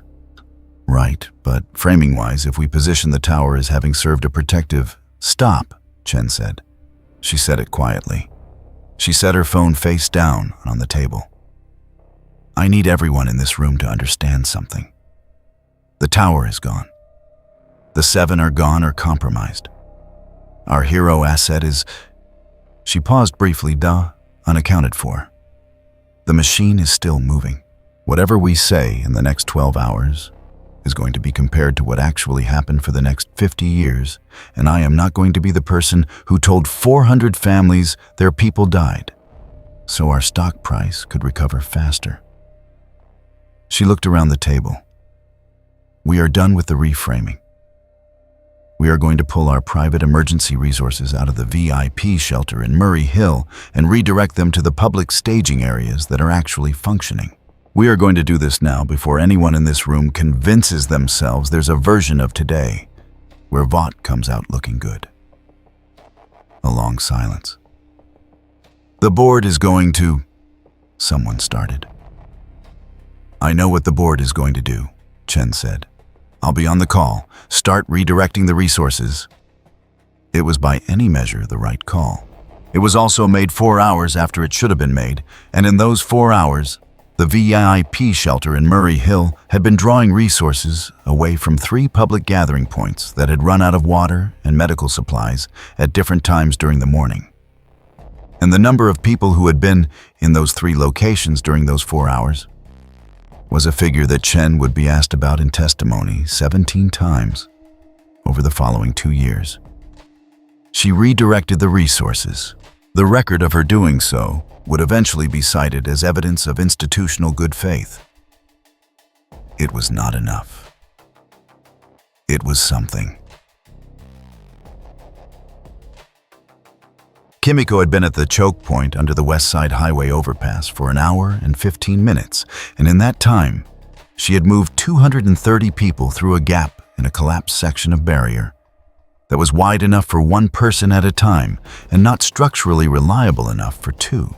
Standing at the gap, she evaluated each person as they came to her weight, mobility, visible injury, whether they were carrying something they would need to put down, and sent them through in an order that maximized throughput and minimized the time any individual spent in the unstable section.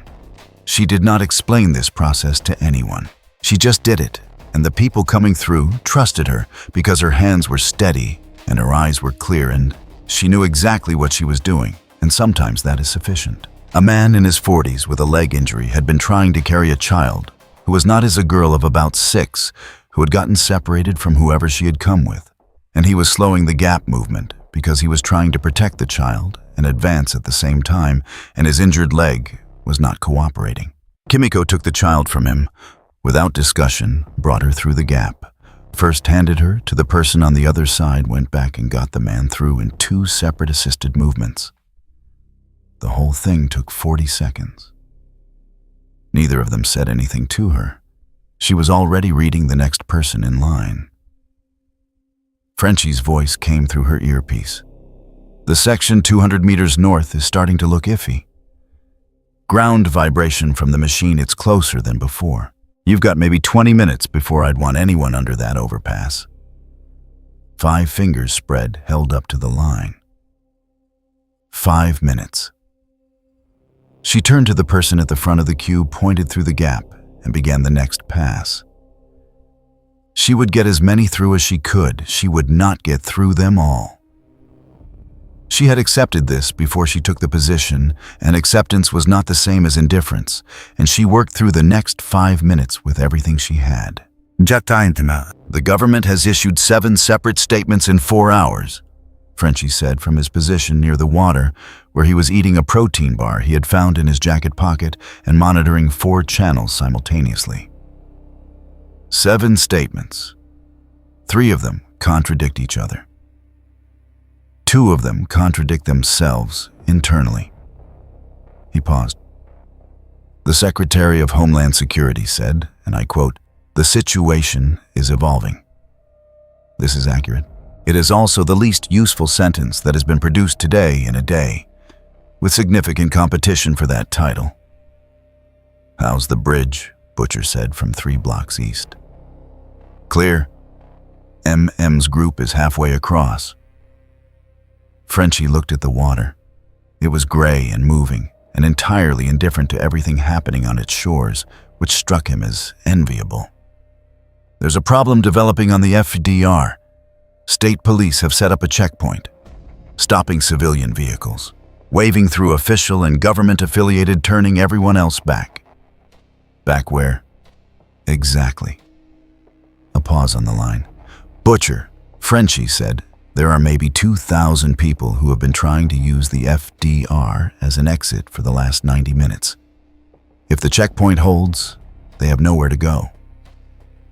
Butcher's response was a short and very specific word that communicated the entirety of his opinion on the matter without requiring elaboration. Then, "Send me the location." "Already sending. There are 6 officers. They're not bad people, Butcher. They're following an order from someone who decided the FDR needed to be kept clear for emergency vehicle access." "I know they're not bad people," Butcher said. "Bad people are easier." He was already moving. What he did at the FDR checkpoint was not elegant. It involved his phone, a recording that Frenchie had pulled from a government communications channel showing the origin of the order.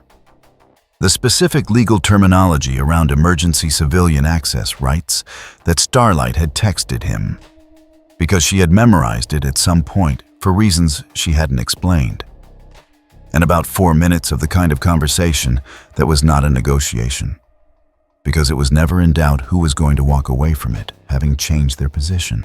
The lead officer, a sergeant named Holt, who had been on duty for 16 hours and who had been following the mandate in good faith because it had come down through proper channels, and he had no particular reason to question proper channels, looked at the recording and looked at Butcher. The recording showed that the ruling had been issued by a deputy director currently in a fallout shelter in Maryland, working from traffic modeling that predated the tower collapse by 6 hours. "The order is still technically in effect," Holt said. "Technically?" Butcher said. "Yeah. Right." Butcher looked at the 2,000 people backed up behind the checkpoint, visible in a long curve of stalled vehicles and walking civilians, stretching down the FDR as far as either of them could see. He looked back at Holt. "Mate, you've got 2 choices. You can hold this line and follow instructions from a bloke in a bunker who made his decision based on 6-hour-old data, or you can open the road, and we can deal with the paperwork later." He let a moment pass. "The paperwork can always be dealt with later." Holt looked at the crowd, at the recording on Butcher's phone, at the crowd again. "I'm going to need that recording as documentation," he said. "You'll have it in 10 minutes." Holt stepped away from the barrier. He said something to the other officers that Butcher didn't catch, and they stepped away too, and the road opened, and the first cars began moving almost immediately. And the sound of 2,000 people moving after an hour and a half of standing still had a quality that Butcher recognized from other situations. In other places, relief expressed not as noise, but as motion, as the forward momentum of bodies that have been stopped and are now allowed to go. He watched it for about 15 seconds. Then he turned north and kept moving because there was always something else. Starlight was in Battery Park with 340 people, a school group of 22 that had been on a field trip when everything started, and an emergency responder named Watts, who had been working since before the impact, and who had the specific hollow efficiency of someone operating entirely on professional instinct. Because anything more personal had been used up hours ago. She had cut the shelter-in-place transmission 40 minutes ago, extended the updated route south, and was now standing at the gathering point, doing the work of 4 people, directing the incoming stream from the south, coordinating with Watts.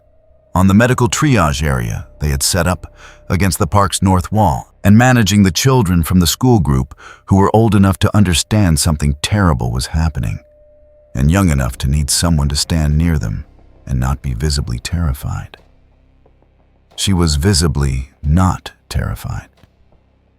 She had made this choice early and was maintaining it with the specific discipline of someone who knows that composure is not a feeling, but a decision, and that the decision has to be renewed every few minutes. A boy of about 10 tugged her sleeve. "Is it coming here?" "Not right now," she said. Which was true. "We're getting everyone to a safe place." Which was also true in the sense that safer was a relative and available category, even when safe was not. "Where's Homelander?" She looked at him. The question did not have a version of itself that she could answer honestly and helpfully at the same time, so she chose helpful. "He's working on it," she said, and turned back to the incoming stream, because the next 30 seconds had requirements that the 30 seconds after that could not wait on. The boy watched her for a moment and then went back to the group, and Starlight filed the question away in the part of her that would deal with it later, the part that was getting very full. So, Mechagodzilla had covered 4 kilometers northwest of Vought Tower since the collapse. It was not dismantling infrastructure deliberately. It was advancing, and things were failing around its advance because the density and age of the city's buried systems meant that its footfalls were sufficient to compromise utilities and foundations without any targeted action. 2 gas mains had ruptured from ground vibration. A water main had fractured under the pressure differential of its passing.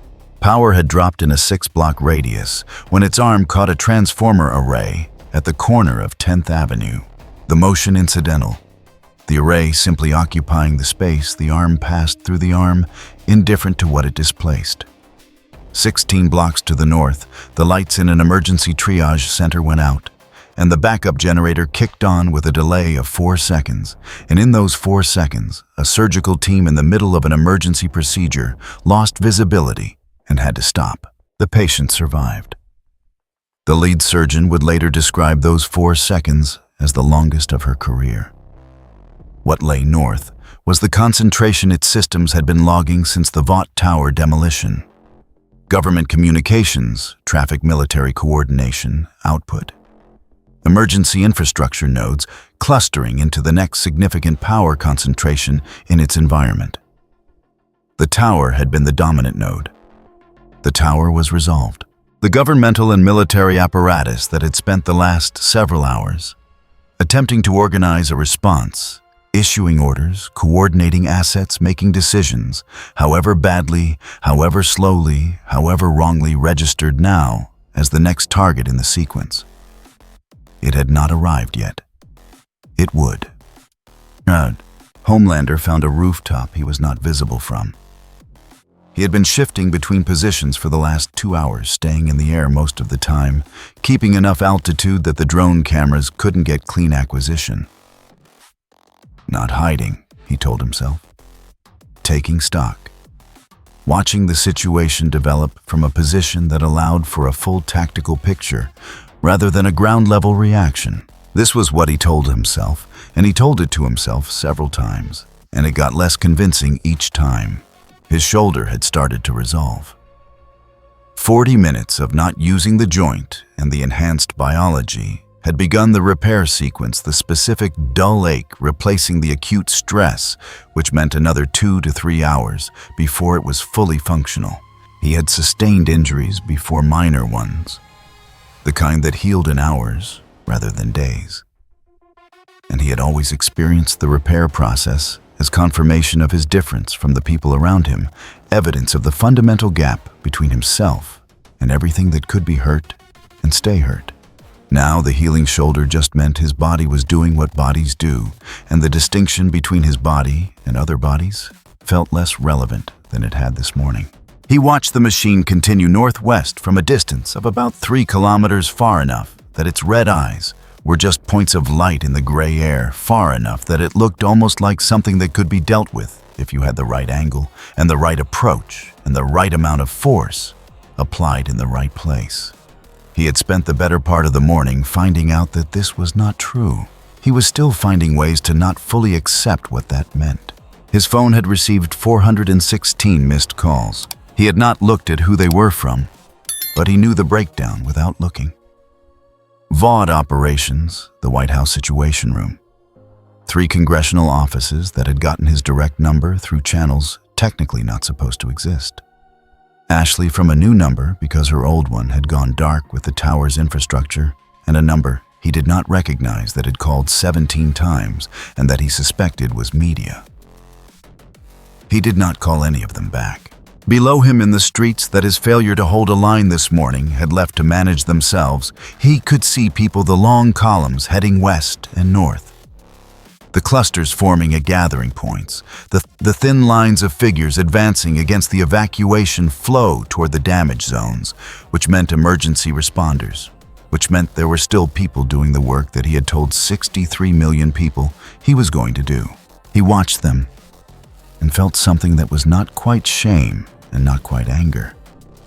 Something that occupied the space where both of those lived. A compound feeling he had no name for and no history of having to navigate. He was the most powerful being in the world. Below him, ordinary people were doing his job. Not better than he could do it. Not with his speed or his vision or his capacity to absorb damage, but doing it. Going toward the thing rather than away from it, making decisions with incomplete information, burning themselves on problems that exceeded their individual capacity to solve, and not stopping. He watched this for 11 minutes. Then his phone buzzed with a message from a number he did recognize, MMMs acquired through channels that were also technically not supposed to exist, and had been in his phone for 2 years without either of them acknowledging why. The message was 4 words: come back or don't. He read it twice. He put the phone in the inner pocket of his torn suit, and the fabric closed over it. And below him, the city moved and burned and kept going. And he sat with those 4 words for a long time, in the gray air above a world that had stopped waiting for him to save it. He came back at 6:47 in the morning local time, and the decision had been made somewhere over the Hudson, in the gray air between the rooftop and the waterline. And by the time he crossed back into Manhattan airspace, it was already finished, the way decisions made from necessity, rather than choice, are already finished before you act on them. Not because he was brave, not because the people below him deserved protection, or because he had weighed anything against anything and come out on the side of self-sacrifice. The math he had run on that rooftop was purely personal, and it had a single term that canceled everything else. If he stayed away, he ceased to exist as Homelander. Not as a man, he had never been much of a man, and had not thought about it in years, but as the thing he had built and occupied for his entire adult life. The image that was the only version of himself he recognized. That image could not survive absence. It could not survive him hovering at altitude while his city burned, and ordinary people moved through the rubble doing work he had promised was his. The image required a witness, and the witness required him to be present, and presence in this moment meant only one thing. He came in from the south, which put the sun behind him. If there had been sun, which there wasn't just a low gray October light that turned the smoke columns across the skyline into something almost monumental. He had not put on a new suit. The torn one said something that a clean one would have erased, that he had been in this, that he had marks from it, that he was coming back with them still on him. He had made this calculation without quite knowing he was making it, the image management instinct, running even now underneath everything, right up until he found the machine. Mechagodzilla was 4 blocks west of the government communications cluster it had been tracking, and it had stopped not because of any obstacle, but because it had acquired a fast-moving aerial target, closing from the south at high velocity, and its systems had processed this as a returning primary target. The same degraded alpha signal from the earlier confrontation, now re-engaged, approaching at combat speed. It turned. Homelander hit it in the chest with both fists at a velocity that would have destroyed any aircraft ever manufactured and most structures built since the industrial age. The shock wave knocked out every remaining window in a 3-block radius and dropped 2 men off a fire escape ladder and pushed the front of a parked bus sideways across an intersection. The sound reached residents in a shelter 12 blocks north and made them all go quiet at the same time, without discussion, the way people go quiet when they hear something that the ears know is different in kind from what came before. The construct's bulk registered the kinetic load its hydraulic leg systems drawing the force downward through its frame and redistributing it into the street below, which cracked in a ring beneath its left foot. A controlled transfer of load into the ground, not displacement absorption. It had not been moved. The ground had simply been asked to hold more weight for a moment, and the ground had obliged, and the thing above it had not shifted its stance at all. Homelander landed and hit again before the first contact had finished registering. Left, right, both hands alternating in a sequence faster than anything the lenses could cleanly capture the feeds, showing blurred motion and impact sound, and Mechagodzilla standing there, taking it, not moving, not raising its arms, not making any adjustment to its posture. He was hitting something that was not keeping score. He switched to heat vision, not the controlled beam from the first fight. This was different, the version of his power that his handlers at Vought had spent 11 years persuading him not to use in populated areas, the intensity that could strip the surface layer off a city block if held for more than a few seconds. He directed it at Mechagodzilla's face at full force. Both eyes, everything, and the beam was bright enough to cast hard shadows in the street even in daytime. Bright enough that the coverage helicopters had to automatically compensate and still showed washout at the center. Bright enough that 3 broadcast aircraft at a kilometer distance had to change position. He held it for 9 seconds, then 12, then 17. Mechagodzilla's face showed no damage. What it showed was corona. The heat dispersing across the hull in the pattern Frenchie had identified 2 days ago, the whole body redistribution that turned whatever he aimed at into just another part of a system that could absorb and dissipate faster than he could deliver. He was not cutting through it. He was not even getting close to cutting through it. He was warming it slightly, and the distinction between warming and damaging was the only gap that mattered, and it was absolute. He stopped and charged again, going lower this time, trying to get under Mechagodzilla's center of mass and force a grapple he could win. He could win grapples. He had always been able to win grapples. The leverage math worked in his favor if he could establish the right position. He got in under the left arm and drove upward, the way he had done in the first round, putting everything his legs could produce into a single vertical thrust. Its systems clocked the lateral force input, calculated the lift potential at 0.003% of required displacement, and moved one arm. The arm came down on his back between the shoulder blades with the force of a thing that has no reason to calibrate its responses to what a human being can survive, only to what a human being can generate. He went through the street, through the concrete and rebar, and the conduit below, into the utility space beneath, and the road came down around him in sections. He got out in 11 seconds. The lenses found him immediately, suit more torn now, across both shoulders. Face carrying a new line of blood from a concrete fragment standing in the mouth of a hole he had just been put through. He looked at Mechagodzilla, at the coverage, back at Mechagodzilla. He could not read anything in its face. He had never been able to. But in the first round, there had at least been the possibility of reading something, the human instinct to search for recognition, persisting past the evidence. Now that instinct was gone. There was nothing there to search for. Its red eyes held him with the same flat attention they had given everything else in this city. Since it arrived, the same weight, the same distance, the same absolute absence of anything that required his suffering to mean something. He had killed people in his life. They had always mattered to him in one direction or another. Some hated, some dismissed, some simply decided were convenient to remove. But they had always mattered, if only as evidence of his power to unmatter them. He did not matter to this thing at all. He was still processing this when it grabbed him. 11 separate feeds were broadcasting live at the moment of the grab. Helicopters fixed street lenses whose output had been picked up by 3 different networks. A drone operated by a journalist who had been following Mechagodzilla since the tower collapse, and who would later say she had not known whether to keep recording or run, and had resolved the question by doing both. The footage stabilizing and destabilizing in alternation as her feet found and lost purchase on the debris-strewn street.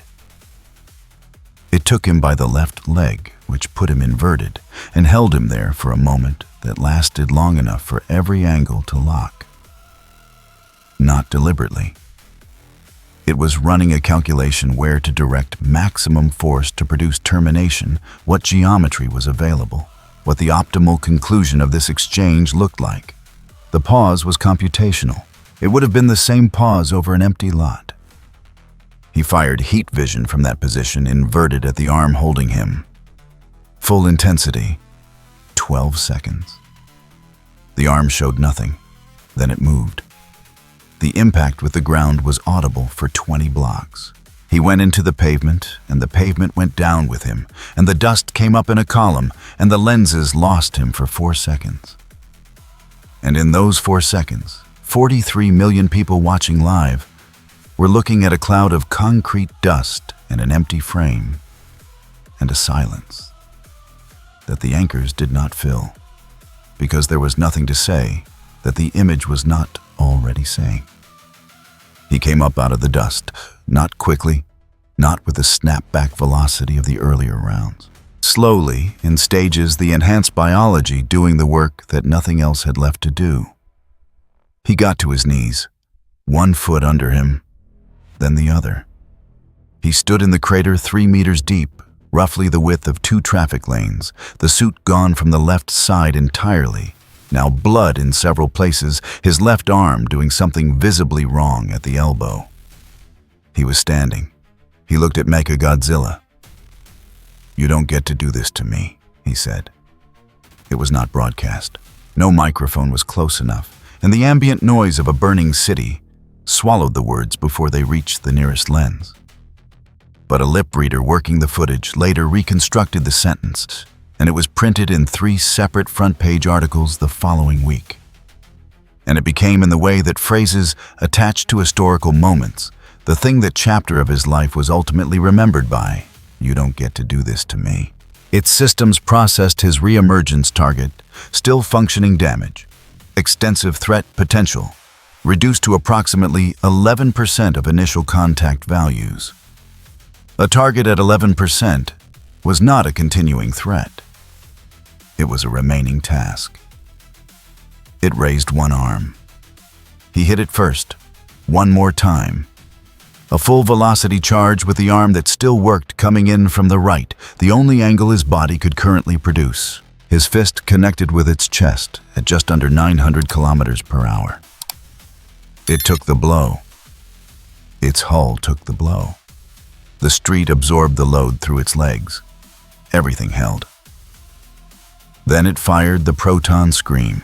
Not full bore, not the discharge that had taken down the upper third of Vought Tower. A directed close-range release aimed at a mark 2 meters away that had just hit it for the last time. The beam was white at the center and caught on every feed simultaneously and blew out 3 of the 11 transmissions, entirely leaving the remaining 8, with images that post-processing teams spent weeks analyzing before they confirmed what they were seeing was accurate. The sound reached the shelter 12 blocks north again. Again, everyone went quiet. This time, no one moved to resume what they had been doing for a long time afterward. The social media response hit 40 million posts in 7 minutes, breaking every previous record. The platforms were not equipped to process it, trending algorithms, cycling through states too fast to display. Homelander alive, dead unclear, confirmed, Vought America God, the end. Systems built to manage collective attention, confronting something collective attention had never been asked to hold before. The anchor on the primary national emergency channel, 23 years in the business, 9 crises, covered 2 on-air cries in her career. Said nothing for 11 seconds after the feed cleared. Then, we are asking viewers to, and stopped. Then, we need to take a moment. Her producer later told her it was the most human thing ever said on that broadcast. She did not take it as a compliment because it wasn't meant as one. In living rooms, and shelters, and cars, and phones held up in the middle of evacuation crowds that had stopped moving entirely. People watched the smoke settle and watched Mechagodzilla standing in the ruined field where Homelander had been standing, and the silence that followed was different from anything the broadcast had produced before. Previous silences had been shock. This was something that lived deeper than shock. The failure of a load-bearing story, a foundational thing that people had not known they were standing on until it was not there to stand on. He had been the proof that there was something in this world that could not be beaten. The proof was gone. Butcher was on West 42nd Street when the proton scream fired close enough that the light of it reflected off the building faces and threw his shadow backward for a full second. He stopped and turned and watched on his phone, because looking directly was not possible at this distance. And he watched the smoke column rise. And he watched Mechagodzilla still standing, and he held his phone and felt the thing he had been waiting to feel for years. It lasted about 4 seconds. Then it was over. And what replaced it was not satisfaction or relief, or any of the outcomes he had imagined across the years, spent running toward this. What replaced it was the red lines on Mechagodzilla's back, still pulsing their even rhythm as it turned northwest and began moving again, going somewhere else toward the next thing on whatever list it was working from. The city still burning, the evacuation lines still grinding, the people still dying. He had wanted Homelander dead since the night he understood what Homelander was. He had structured his life around that want, for long enough that he could barely remember the version of himself that had existed before it. The thing he wanted had happened. The world was worse than it had been this morning, and the thing that had done it was already walking away towards something larger. He put the phone in his jacket pocket. "Right," he said to nobody. Then he got back on the line with M. M asked where the next bottleneck was and started moving. Starlight heard the proton scream from Battery Park, looked north, watched the light fade, and said nothing for a moment. Then to Watts, "We need to clear the park in the next 10 minutes. Move everyone to the secondary point. She pulled her phone and called Huey, and when he answered, she said, "He's gone." A pause on the line. "Okay," Huey said. Which was not okay. Which was the word people use when what they have available is not sufficient for the thing it is supposed to address, but the conversation has to continue regardless. "It's moving northwest," she said. "Infrastructure next. Power, water, communications. We need to get ahead of where people will be when those go down." She looked at the park, 340 people, the triage area, Watts working through the medical queue, with a hollow focus of someone at peace with inadequacy, because adequacy had stopped being available hours ago.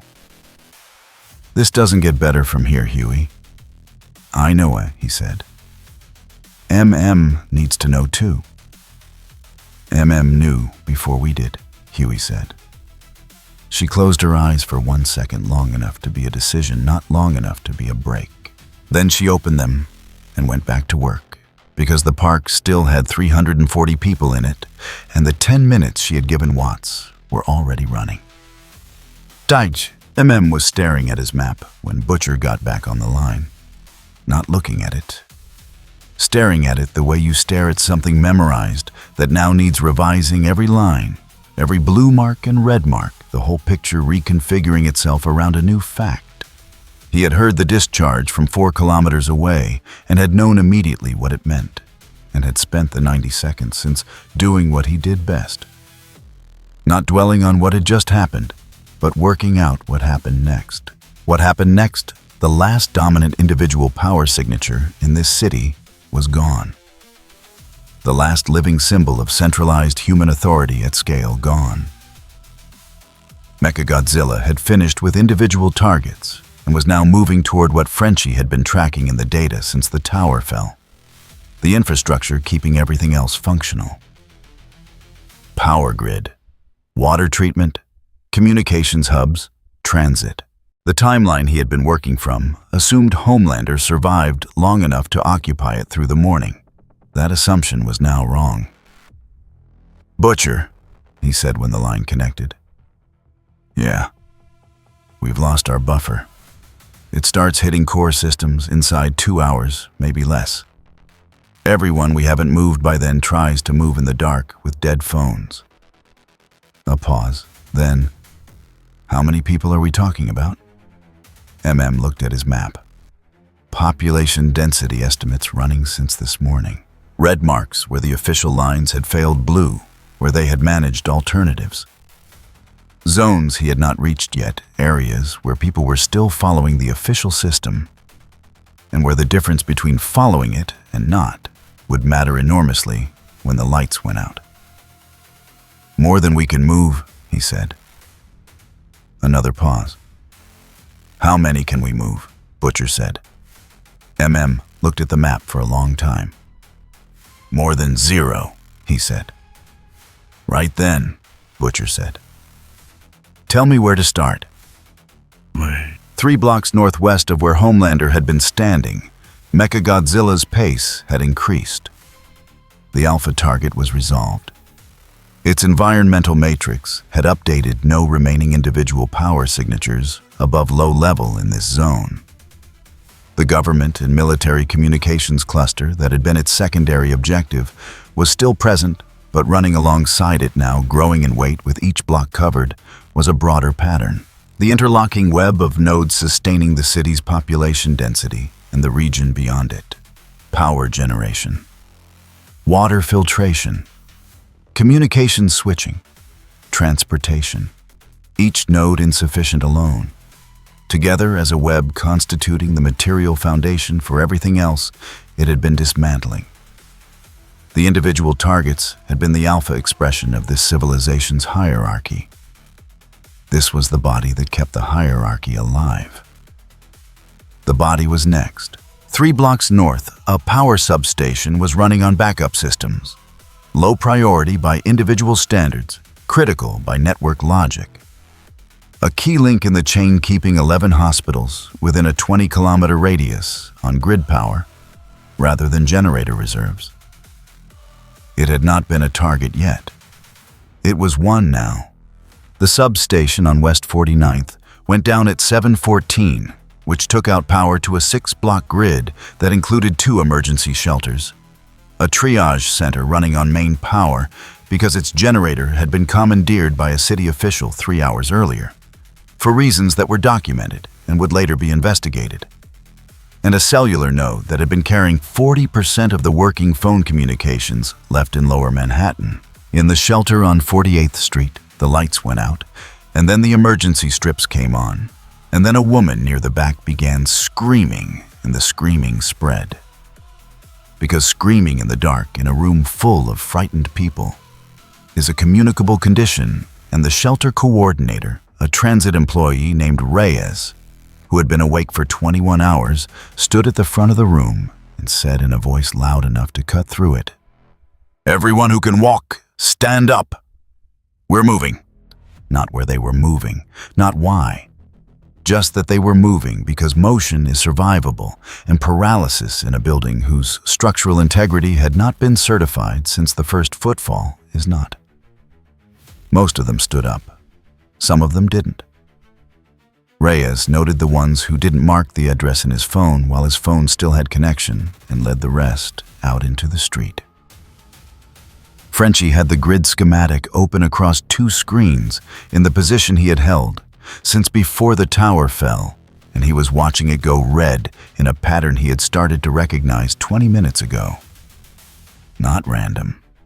Not even close to random. "It's not hitting the biggest nodes," he said mostly to himself, then louder for the earpiece.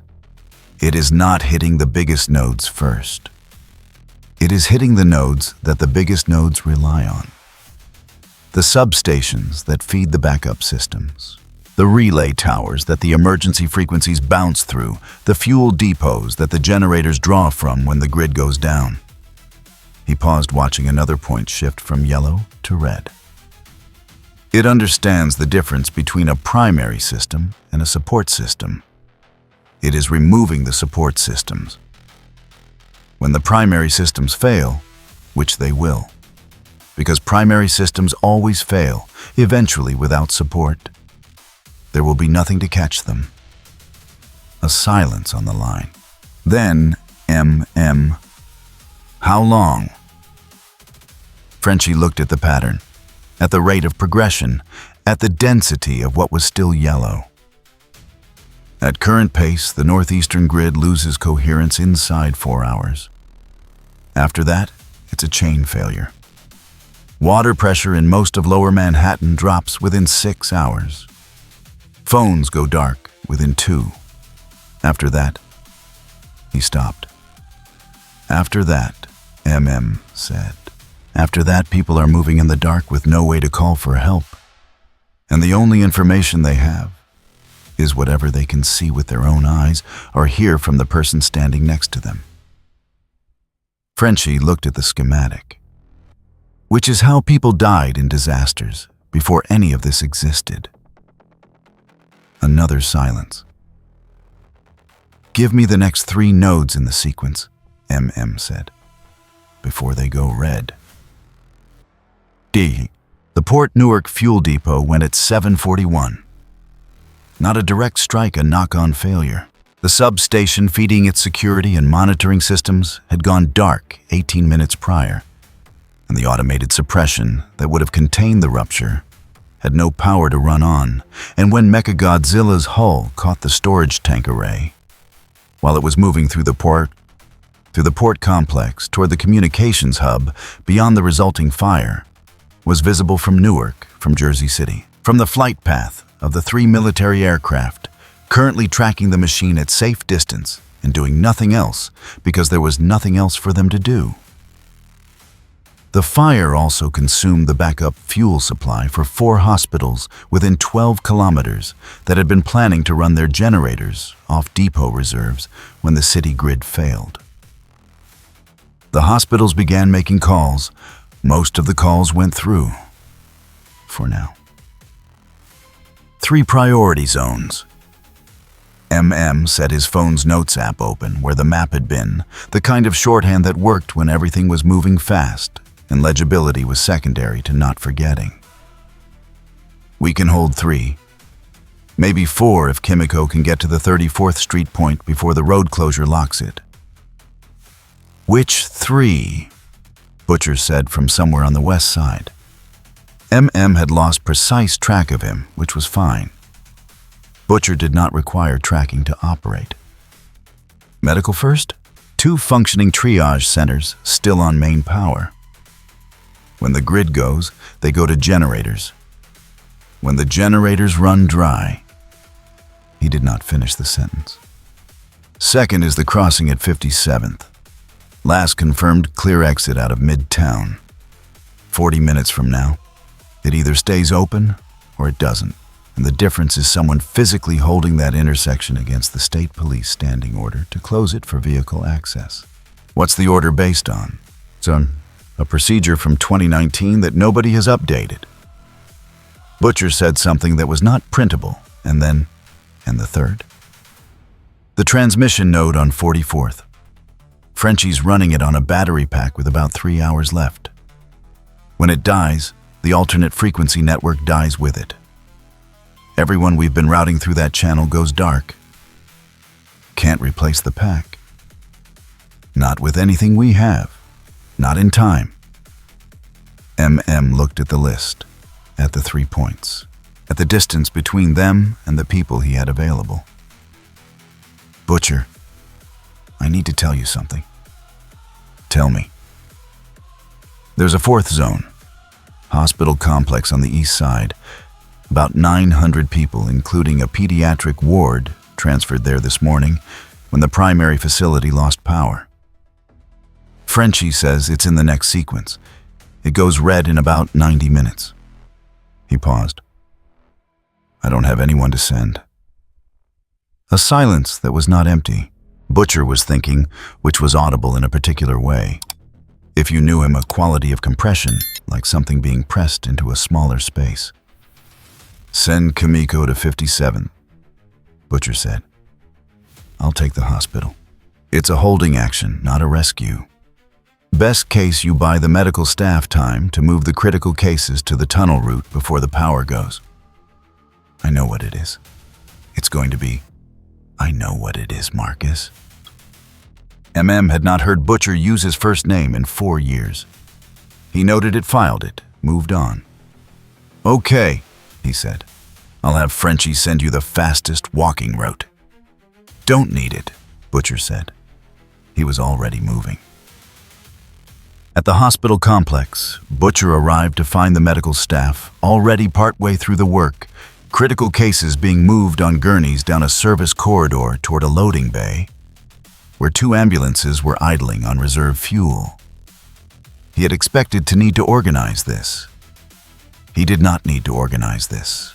What they needed was someone to hold the service entrance against the 4 men who had been trying to force it open for the last 20 minutes on the logic that if the hospital was evacuating, the supplies inside were available.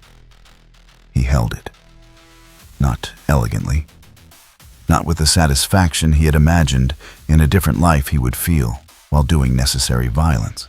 Just a door and 4 men who eventually understood that the door was not going to open and turned back to whatever else the night offered them. When the last gurney was through, a charge nurse who had been awake since the previous morning looked at him and said, "We have room in one of the ambulances." "No, you don't," Butcher said. "Go." She went. He stood in the service corridor for a moment after the loading bay doors closed and the ambulances pulled out. The building around him was already beginning to lose its emergency lighting, the backup system drawing down. In the dark, through the walls, he could hear the distant percussion of Mechagodzilla working its way through the Jersey freight corridor, a sound that had been on the edge of perception for the last 2 hours and was not getting quieter. He thought about Homelander for approximately 3 seconds, not with satisfaction, not with grief, with a flatness that surprised him, the feeling of reaching for something that had organized his life for years, and finding it gone not because he'd been robbed of it, but because he'd used it up. The want was spent. What was left was just the dark and the work and the sound of something large and indifferent still moving through the city. He turned and found a stairwell and went up to find a position with a view of the approach corridor, because there were still 3 hours before this building was fully dark. And in 3 hours, a lot of people might need to know it was no longer safe to shelter here, and someone had to be able to tell them. The soup started showing up around 8 o'clock. Not the 7, what remained of the 7 was dead, fled, or in a hospital in New Jersey. These were the others, the ones Vought had not signed, the ones whose power sets were insufficient or too difficult to brand, or too legally complicated to deploy, the ones who had been living their enhanced lives in various states of semi-public, semi-private existence in the city and its surrounding boroughs. There were more of them than most people knew. There were always more of them than most people knew. They arrived in the crisis the way people arrive in crises, according to their character. Some left, quietly, quickly, with or without family, putting as much distance between themselves and the thing moving through the city as their abilities allowed. A woman in Queens, who could generate localized electromagnetic interference, packed a bag and drove west on the interstate and did not look back, neither heroic nor cowardly. Just a person making the calculation that survival was the first requirement, and that survival had no category for symbolic resistance against something that had just killed Homelander. Some stayed for the wrong reasons. A man who could increase his own body density to something approaching concrete held a position at the entrance to a residential building on the Upper West Side and charged $300 per person to shelter inside, which was not his building, and the money was in cash because the payment networks had been intermittent since the grid started failing, and he collected it in a bag that was getting heavy. And he told himself someone had to maintain order, and he was providing a service. And this was not what it looked like. And what it looked like was a man with powers using them to extract money from terrified people, which was, he did not permit himself to think exactly what Vought had always done at scale. Some were genuinely trying. A teenager in the Bronx, who could generate localized temperature drops, had been cooling a section of corridor in a shelter for 4 hours, fighting the heat from a gas main fire 2 buildings over, staying past the point where it was smart because there were people in that corridor. And the alternative to her staying was them leaving, and leaving into what she could see through the window was not survivable. She was 17. Her name was not known to anyone outside the shelter. Nobody was filming her. She was doing it anyway. Most people watching the news about soups in the aftermath would not hear about her. The Vought Emergency Response Vehicle, a branded van, repurposed in the last 12 hours into what the surviving operations staff were calling a mobile coordination unit. And what it actually was a PR vehicle with a satellite uplink, was parked on the corner of 55th and Lexington.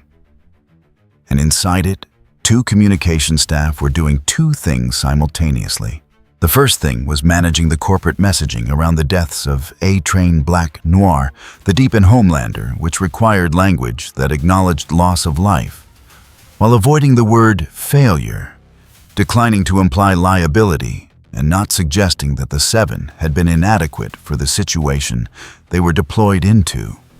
A difficult line to hold when the footage had been seen by 2 billion people. The second thing was taking calls from a Vought-affiliated private security contractor, charging $2,000 per person for access to a convoy route out of the city that Vought's logistics division had arranged in partnership with a state official whose arrangements with Vought were not a matter of public record. The 2 things were not in conflict from the perspective of the people doing them. They were both just work. Starlight found the van because Frenchie had the satellite uplink on his tracking grid, and it had been producing a transmission inconsistent with a standard emergency vehicle since 4 o'clock. She did not go inside. She stood outside and broadcast her phone connected to the frequency channel. Huey was maintaining, her voice going out to everyone in range. There is a convoy leaving from 57th and Park in 40 minutes. Vought is charging $2,000 for access. The path is clear and does not require payment. Anyone heading north on foot or in vehicles, 57th and Park, 40 minutes. It's free. Come anyway." She said it twice. Then she put her phone in her pocket and walked north to start managing the crowd that was going to be at 57th and Park in 40 minutes. Behind her inside the van, one of the communications staff said, "Did she just—" "Yes," said the other one. A silence. "Legal is going to—" "I know," said the other one. Then neither of them said anything for a while, because there was nothing to say that was going to improve anything. And the satellite uplink was still running, and the calls were still coming, and the work was still the work. Huey had moved position twice in the last hour. Following the strength readings, Frenchie was pushing to his phone, keeping the channel alive by staying near the nodes, still active and away from the ones going dark. Less like a technical operation now, more like trying to hold a conversation in a building that was collapsing. Finding the rooms that still had floor, moving to them, staying as long as they held. His phone battery was at 14%. He had a backup pack in his bag at 31%. Behind it, another pack taken from a convenience store 4 hours ago, $20 left on the counter because the owner had evacuated and the door was unlocked. And taking without paying felt wrong, even now. Especially now that one at 58%. After that, no more packs, and the charging network of the city was going the way everything else was going. He ran the time calculation once, then stopped because running it more than once did not produce different numbers. A man stopped him, 40, maybe 45, carrying a child on his back in a carrier harness. The child asleep against the improbability of everything, small face turned sideways. "You're with the signal thing," the man said. "The frequency. My wife's been following it." He gestured north. "It's real, right? The route to 57th. It's actually clear." "It was clear 12 minutes ago," Huey said. "I can't promise it still is. Conditions are changing." He looked at the sleeping child, at the carrier harness, which had a dinosaur pattern. Small green dinosaurs on a blue background. "Head for 57th. Stay on the left side of the street. If you see someone moving the opposite direction, stop and ask why before you follow them." The man nodded and shifted the child's weight with the practiced motion of someone who had been carrying that specific weight for a long time. "Thank you," he said. "Go," Huey said. Not unkindly. The man understood and went. Huey watched the small dinosaurs on the harness get smaller. As the man moved north, and he felt the thing that had been accumulating in him all day. The weight of specific individual human beings held against the scale of what was containing them. And he let himself feel it for a few seconds, because a few seconds was all he had. Then he moved to the next node. The bridge went dark at 9:17. Not Mechagodzilla, a knock-on loss the substation it drew backup power from having failed 11 minutes earlier. The bridge's automated systems unable to maintain the monitoring functions that the city's post-9/11 rules required to be active before a structure of that classification could carry civilian traffic. The standing rules locked the bridge locked the passage. 1,400 people stopped mid-crossing by a security system doing exactly what it was designed to do. The correct response in every situation except this one.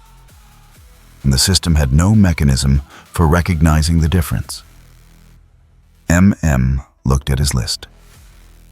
At the 1,400 people, at the time, at the second-order collapse sequence visible in the data, the bottleneck, those 1,400 created the alternate lines. They would push into the lines, not cleared for that volume. He made a call.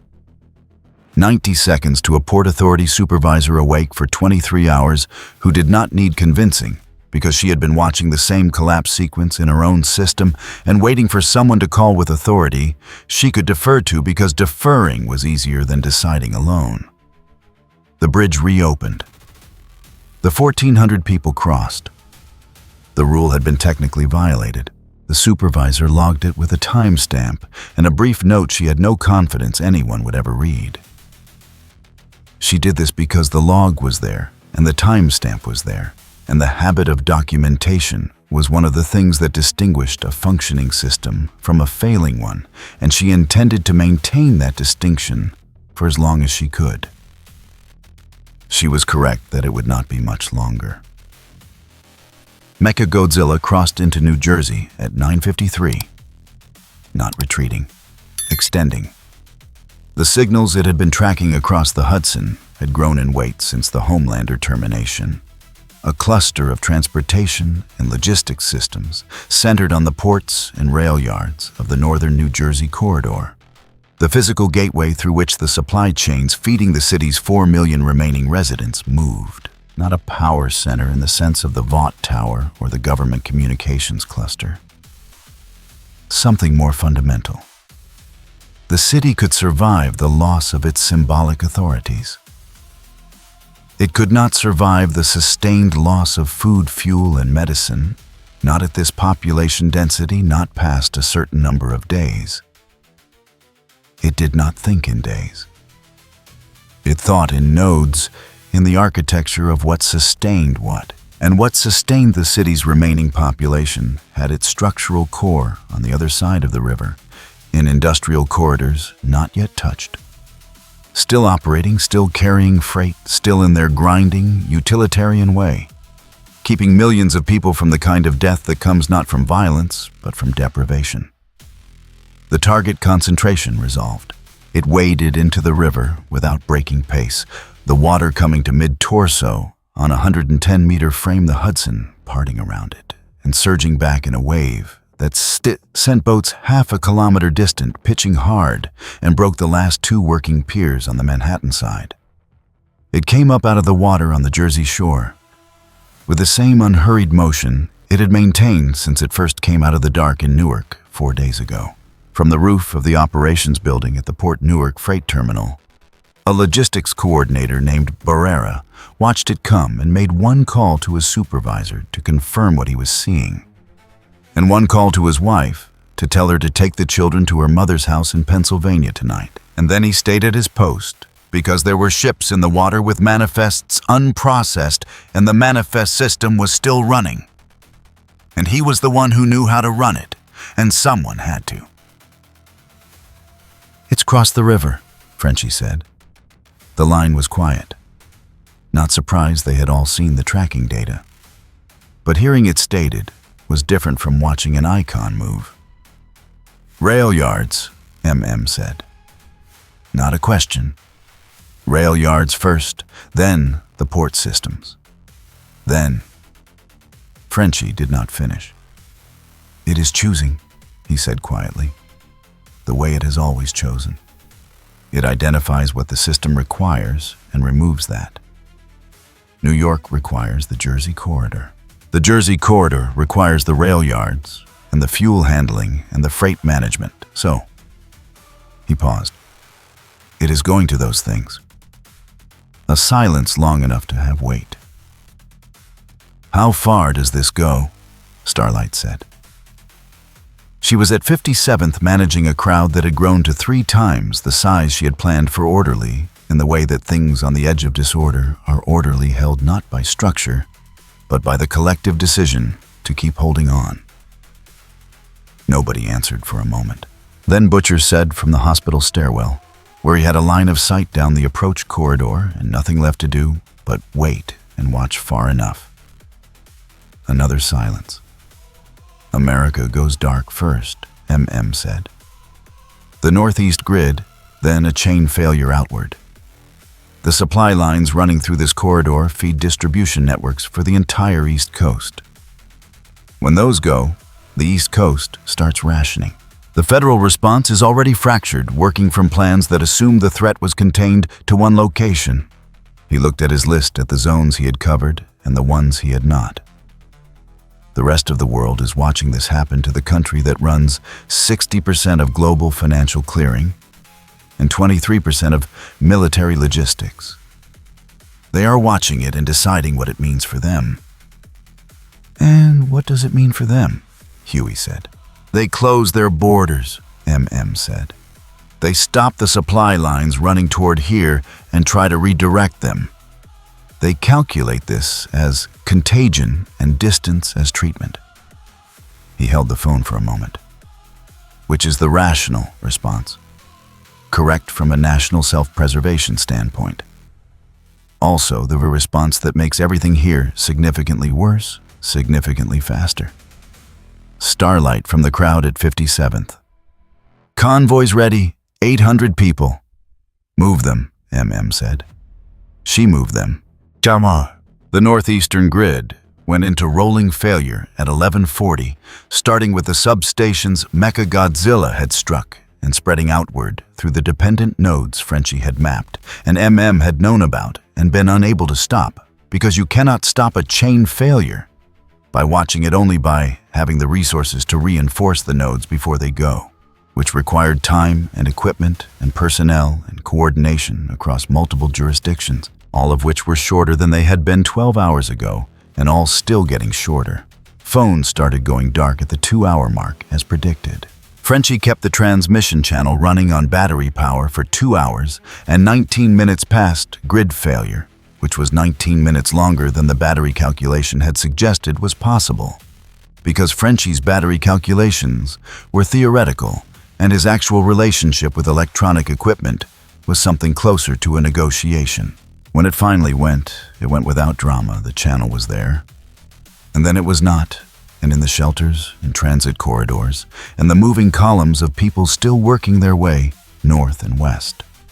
The shift from connection to silence was one more thing that had been working and was now not working, added to a list that had been growing since before dawn. Huey was 3 blocks from the node when it went dark. His phone showed signal, and then no signal, and then searching, and then nothing. The sequence taking about 4 seconds, and he stood on the corner in the new quiet. What settled over the street had a different quality from ordinary urban silence. Not the absence of sound, but the absence of a layer beneath the sound. Something that had been running at low frequency since the moment people first understood what was coming, and that was no longer running. Around him, other people stood looking at their own phones with the same flat expression, the brief shock of a primary tool going useless, followed by the renegotiation that comes after. Some looked up immediately, orienting by eye finding north by the direction of smoke and the position of people who seemed to know where they were going. Some did not look up for a while. Huey looked up. He found north by smoke and by the percussion of Mechagodzilla still audible across the river, working through the Jersey freight systems. He started moving. He did not know if the people he was heading toward were the people he was supposed to find. He did not know what the passage looked like now that the channel was gone. He knew north, and he knew the last confirmed position of the convoy, and he knew how to move toward a thing when everything else was gone. He walked.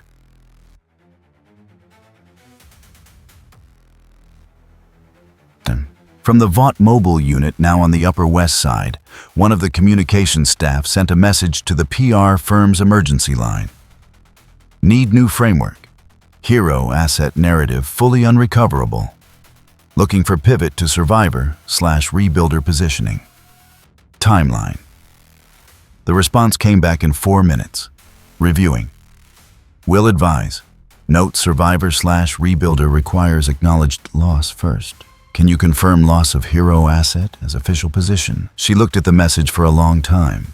Outside the van, someone moved past with a flashlight, one of the first she had seen since the grid started failing the beam, sweeping the street ahead, illuminating dust and rubble and the shapes of people moving in the dark. She typed, confirmed. She closed the app. She sat in the van in the dark for a moment, thinking about the word survivor, which the firm was apparently prepared to build a position around, and which the people outside with the flashlight were, and which she was, and what the difference between those things was, if there was one. She did not arrive at an answer. She picked up the next call. The lights across the lower Hudson Valley went out in sequence. Not all at once, the way a sentence loses meaning when you remove the words one at a time rather than the whole thing at once. First, the industrial districts. Then the residential grids that had been holding on backup. Then the hospitals that had already been on generators and were now on nothing. The darkness did not arrive as event. It arrived as accumulation one zone, then the next, then the next. Until the window of any shelter above the fourth floor showed a city that looked less like a place and more like the idea of one defined now by what was burning rather than what was lit. By dawn of the fifth day, the northeastern seaboard was operating on what the emergency management community called degraded capacity, which was the professional language for most things that were supposed to work no longer did, and the things that still did were doing so for reasons that were going to stop being true soon. Chicago was watching its own grid, not because the threat had reached it, but because Chicago understood, as any city understands when it watches another city go dark, that the supply lines it had relied on for the last 40 years ran through the same corridors that were now broken, and that the break was upstream and water does not reverse. London closed its financial markets at 6 in the morning, citing systemic instability. Tokyo followed within the hour for different reasons that were the same reason. The euro dropped 11% in 4 hours, against currencies that were not the dollar, which was not a vote of confidence in those currencies, but a vote of no confidence in everything the market expressing the only truth. Markets can express when the systems underneath them start to fail. That the number does not mean what it meant yesterday. The Secretary General of the United Nations held a press conference at which he said the words unprecedented, coordinated, and response several times in arrangements that suggested action without specifying any. The press conference lasted 14 minutes. 3 journalists asked questions. The Secretary General answered them with the specific quality of someone who has been briefed that there is no good answer and has decided that words arranged carefully enough can substitute for one. They could not. Frenchie had one transmitter left, not a system, not a network.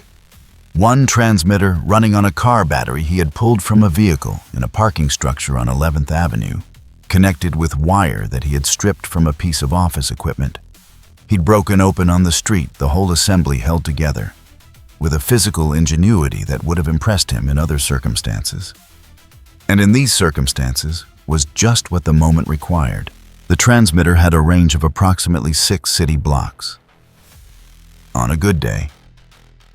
Today was not a good day, but the blocks it was reaching included 2 evacuation staging areas that had lost contact with every other coordination point, and the people in those areas were making decisions based on information that was hours old, and 6 blocks was what there was. He had been awake for 31 hours. He was aware of this, in the way you are aware of a sound that has been going long enough to stop being a sound and start being a condition registered, present not currently actionable. He sat on an overturned crate beside the transmitter and spoke into it and listened and spoke into it again, and the voices coming back were tired and specific and wanted very particular information, which street, which direction. How long is it clear? Are you sure? He answered every question with what he had. When he did not have it, he said so. This was he had found still useful. There was a particular value in someone saying, "I don't know," in a steady voice at a moment when every other voice was either silent or lying. Starlight was 3 blocks from the transmitter when she heard Frenchie's voice in her earpiece and stopped walking to listen. He was giving directions to the staging area on 43rd. Calm, precise, wrong about one turn, but correcting it mid-sentence when someone pushed back. The correction was immediate, and without embarrassment, a man who had stopped having ego to protect about 40 hours ago and was now operating on whatever was underneath that. She had 63 people behind her, not a convoy, not an organized group with a plan. 63 people who had over the course of the last 4 hours attached themselves to her by the logic of following something that seemed to know where it was going. Some of them she had found. Some of them had found her. Some of them were here because they had been near her when she cut the Vought satellite feed 2 days ago, and they had not found a better option since. She was not a hero to them. She was a woman who had not lied to them yet, and who was still moving, and who had not abandoned anyone she started with. In the absence of everything else, this was sufficient to make her the center of a temporary gravity. She turned and looked at the 63 people behind her. Most of them were looking at her with the particular attention of people who have decided to outsource their judgment to someone else and are waiting to see if that was a mistake. "Change in direction," she said. "Left on 10th 2 blocks, then right. There's a staging point that has current information." She did not say it would be safe. She did not say everything would be fine. She said, "This route is the best option I have right now. I'll tell you if that changes." She turned left on 10th. 63 people turned with her. The Vought International Corporate Communications server was still running. Not because anyone had decided it should be. Because it was on an isolated power system in a data center in northern New Jersey that had its own generator, and the generator was still running, and nobody had been in the building for 16 hours, and the automated systems did not know how to stop. Drafts were saved, auto-responses fired. A scheduled email about Vought's quarterly earnings preview sent itself to 14,000 addresses at 9 in the morning, as it had been set to do 3 weeks earlier, by a communications coordinator who was currently in a shelter in Pennsylvania, and who had not thought to cancel it, because 3 weeks ago the concept of canceling a quarterly earnings preview email had not been a category of thing that required thinking about. The email's subject line was, "Building a Stronger Tomorrow, Vought's Vision for Q4 and Beyond." It contained 7 paragraphs, 4 data visualizations, and a photograph of Homelander, standing in front of an American flag with his arms crossed and the particular expression he had been photographed in approximately 8,000 times, which the communications team called his aspirational stance. The email generated 41,000 replies in the first 2 hours. Most of them were not fit to reproduce. Several of them were from journalists, 3 of whom were still filing from active locations, and who treated the email as the only document they needed to write the story they were going to write about Vought. One was from Ashley Barrett, sent from a shelter in Connecticut, which contained only her name and the word "really" and a period. No one at Vought read any of the replies. There was no longer anyone at Vought to read them. M found a working radio at 11:47 in the morning.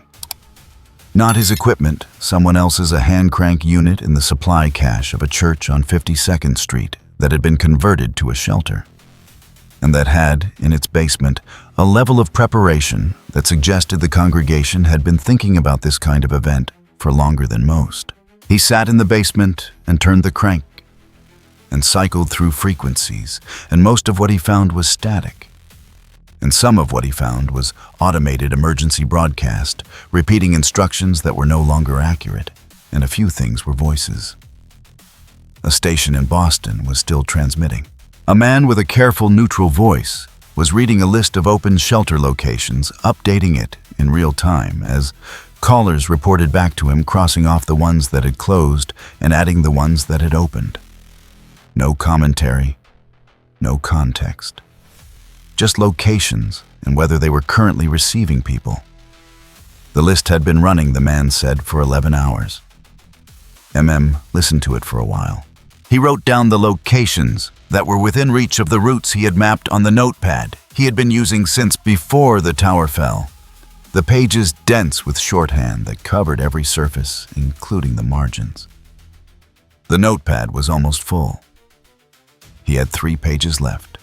He turned the page and started writing again. The last coherent signal from Washington came through at 2 in the afternoon. Not a broadcast, a direct line to a FEMA coordinator named Torres, who had been in the same operations center for 4 days, and who had in that time watched the chain of command above him thin from 22 people to currently 4, the others having either evacuated lost communications or made decisions that had removed them from the picture in ways Torres was not going to think about right now. He had the line open to MM for 40 seconds, which was as long as he could hold it. And in those 40 seconds, he gave MM 3 things a confirmation that the transit hub on the west side was still functional. A warning that the National Guard checkpoint on the 79th Street corridor was operating on standing orders that had not been updated since the previous morning. And that anyone coming from the south was going to be stopped, and a piece of information that he delivered last and flatly, in the voice of someone who has been holding it for a while and has decided that holding it is no longer useful. The Joint Chiefs have formally recommended suspension of civilian evacuation coordination in the 5 boroughs, Torres said, effective 1400. The recommendation is that resources be redirected to establishing a perimeter. A silence. A perimeter, MM said. That's the language. A perimeter around what? Torres was quiet for a moment. Around the remaining functional military assets in the tri-state region. The calculation is that civilian evacuation is... He stopped. The calculation is what the calculation is. Torres, MM said. Yeah. Keep the line open as long as you can. I'll keep it open until I can't, Torres said. That's the best I've got. The line held for another 6 hours. Torres kept it open. He had been in the same chair for 91 hours when it finally dropped, and the last thing he transmitted before it did was the updated shelter list from the Boston station, which he had been relaying every 40 minutes since he found it.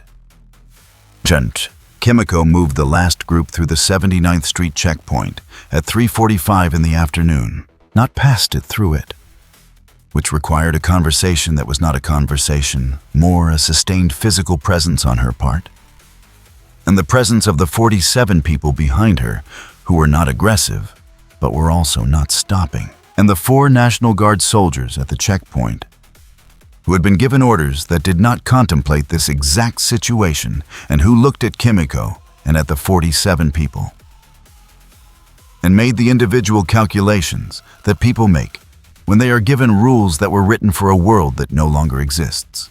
The rules said, hold the line. The line was 47 exhausted people and a woman who was not going to move. The soldiers stepped aside. Kimiko did not acknowledge this. She moved through the checkpoint with the 47 people behind her, and she did not look back, because looking back was a form of doubt, and she was not in a condition to have doubt right now. There were 2 more hours of usable light. She knew where the shelter was. She knew how many of the 47 were injured and which ones would need help at the stairs. She had already made the calculation about what happened if any of them went down between here and there. She kept walking. Huey found Starlight at 4:20 on a street that was not on either of their maps, because it had been partially blocked by a structural collapse at the north end and had therefore not been usable when they were building routes, but was now because someone had cleared the collapse with a vehicle at some point in the last 2 hours, and the clearing had held, and people were using it. They stood together for a moment without speaking. He had a cut above his left eye from something he had walked into in a building that had been darker than he expected. She had ash in her hair and on her jacket, and her left hand was wrapped in a strip of cloth torn from something a minor burn from a gas fire she had helped contain 3 hours earlier. How many do you have? He said. 63. Some dropped off at the 43rd point, some joined.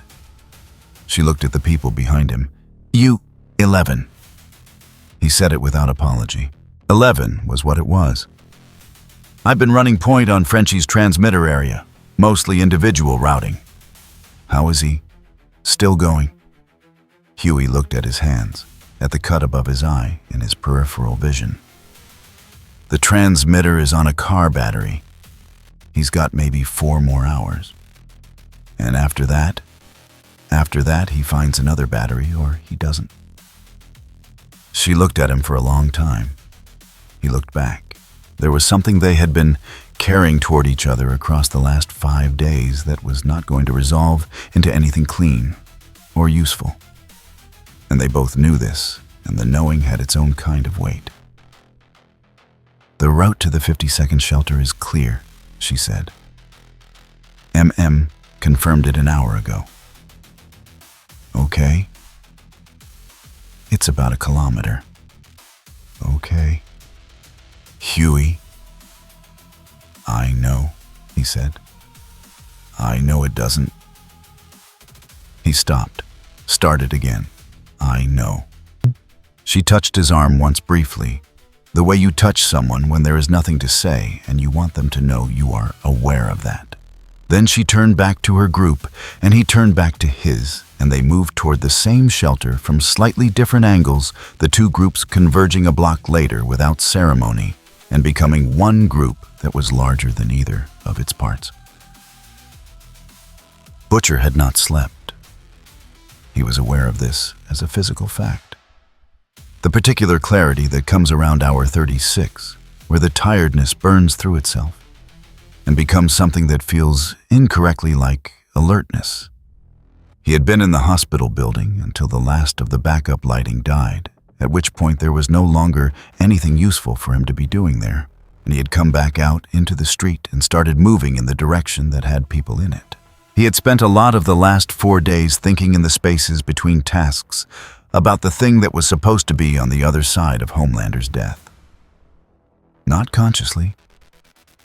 The way you think about a room you have been locked out of for years, not constantly, but every time you pass the door.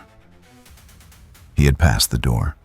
The room was empty, not empty in the sense of disappointing, empty in the sense that he had built the entire habit of his life around the door and had not prepared anything for what came after. It opened, and now the door was open, and there was nothing inside, and there was also no longer a door, and he was standing in a space that had no furniture. He was still angry. He had been counting on the anger going somewhere useful after Homelander, and it had not. It had simply remained directionless, a fuel with no engine. He had pointed it at the checkpoint at the Vought van, at the specific men who had made the specific decisions that had gotten specific people killed across specific preventable hours, and it had done some good. And then the good was done. And the anger was still there unchanged, with nowhere left to go that mattered at the scale of what was happening. He walked through the dark streets of a city coming apart. And he felt the anger, and he felt the space where Homelander had been. And he felt neither clean nor free, which was what he had always told himself he would not feel. He had told himself he would feel clean. He had told himself, across years of telling himself many things, that one was the most reliable. He found a group of about 30 people at a bottleneck on a side street. Stopped because a vehicle had broken down in the narrow part, and nobody had been able to move it. He moved it. It was a simple mechanical problem. The transmission, the incline, a sequence of actions that took about 4 minutes. The vehicle moved. The bottleneck cleared.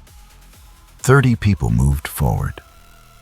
He did not watch them go. He turned and found the next thing. At 6:41 in the evening, Mechagodzilla was in the freight rail corridor between Newark and Elizabeth. And it had been there for 2 hours. And the specific work it was doing in that corridor was not dramatic. No proton scream, no Vought Tower moment.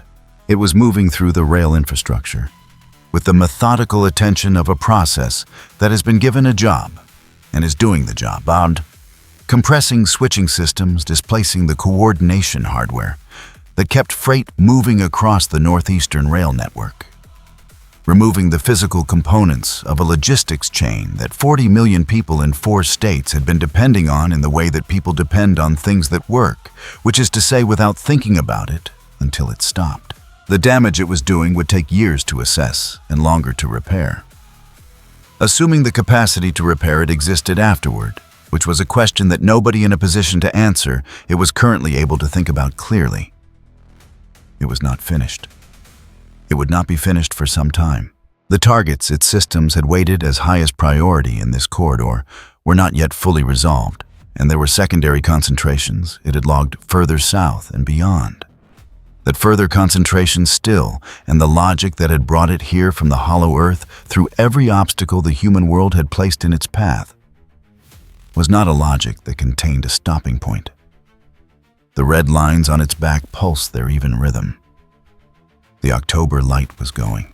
In the shelter on 52nd Street, which had been converted from a church and whose basement held the hand-cranked radio that was still reaching Boston. A woman sat near the entrance and wrote in a notebook. She was writing down what had happened as completely as she could. Starting from the first reports out of Newark 5 days earlier, working from memory and from the fragments of news she had caught in the intervals between events. She was not a journalist.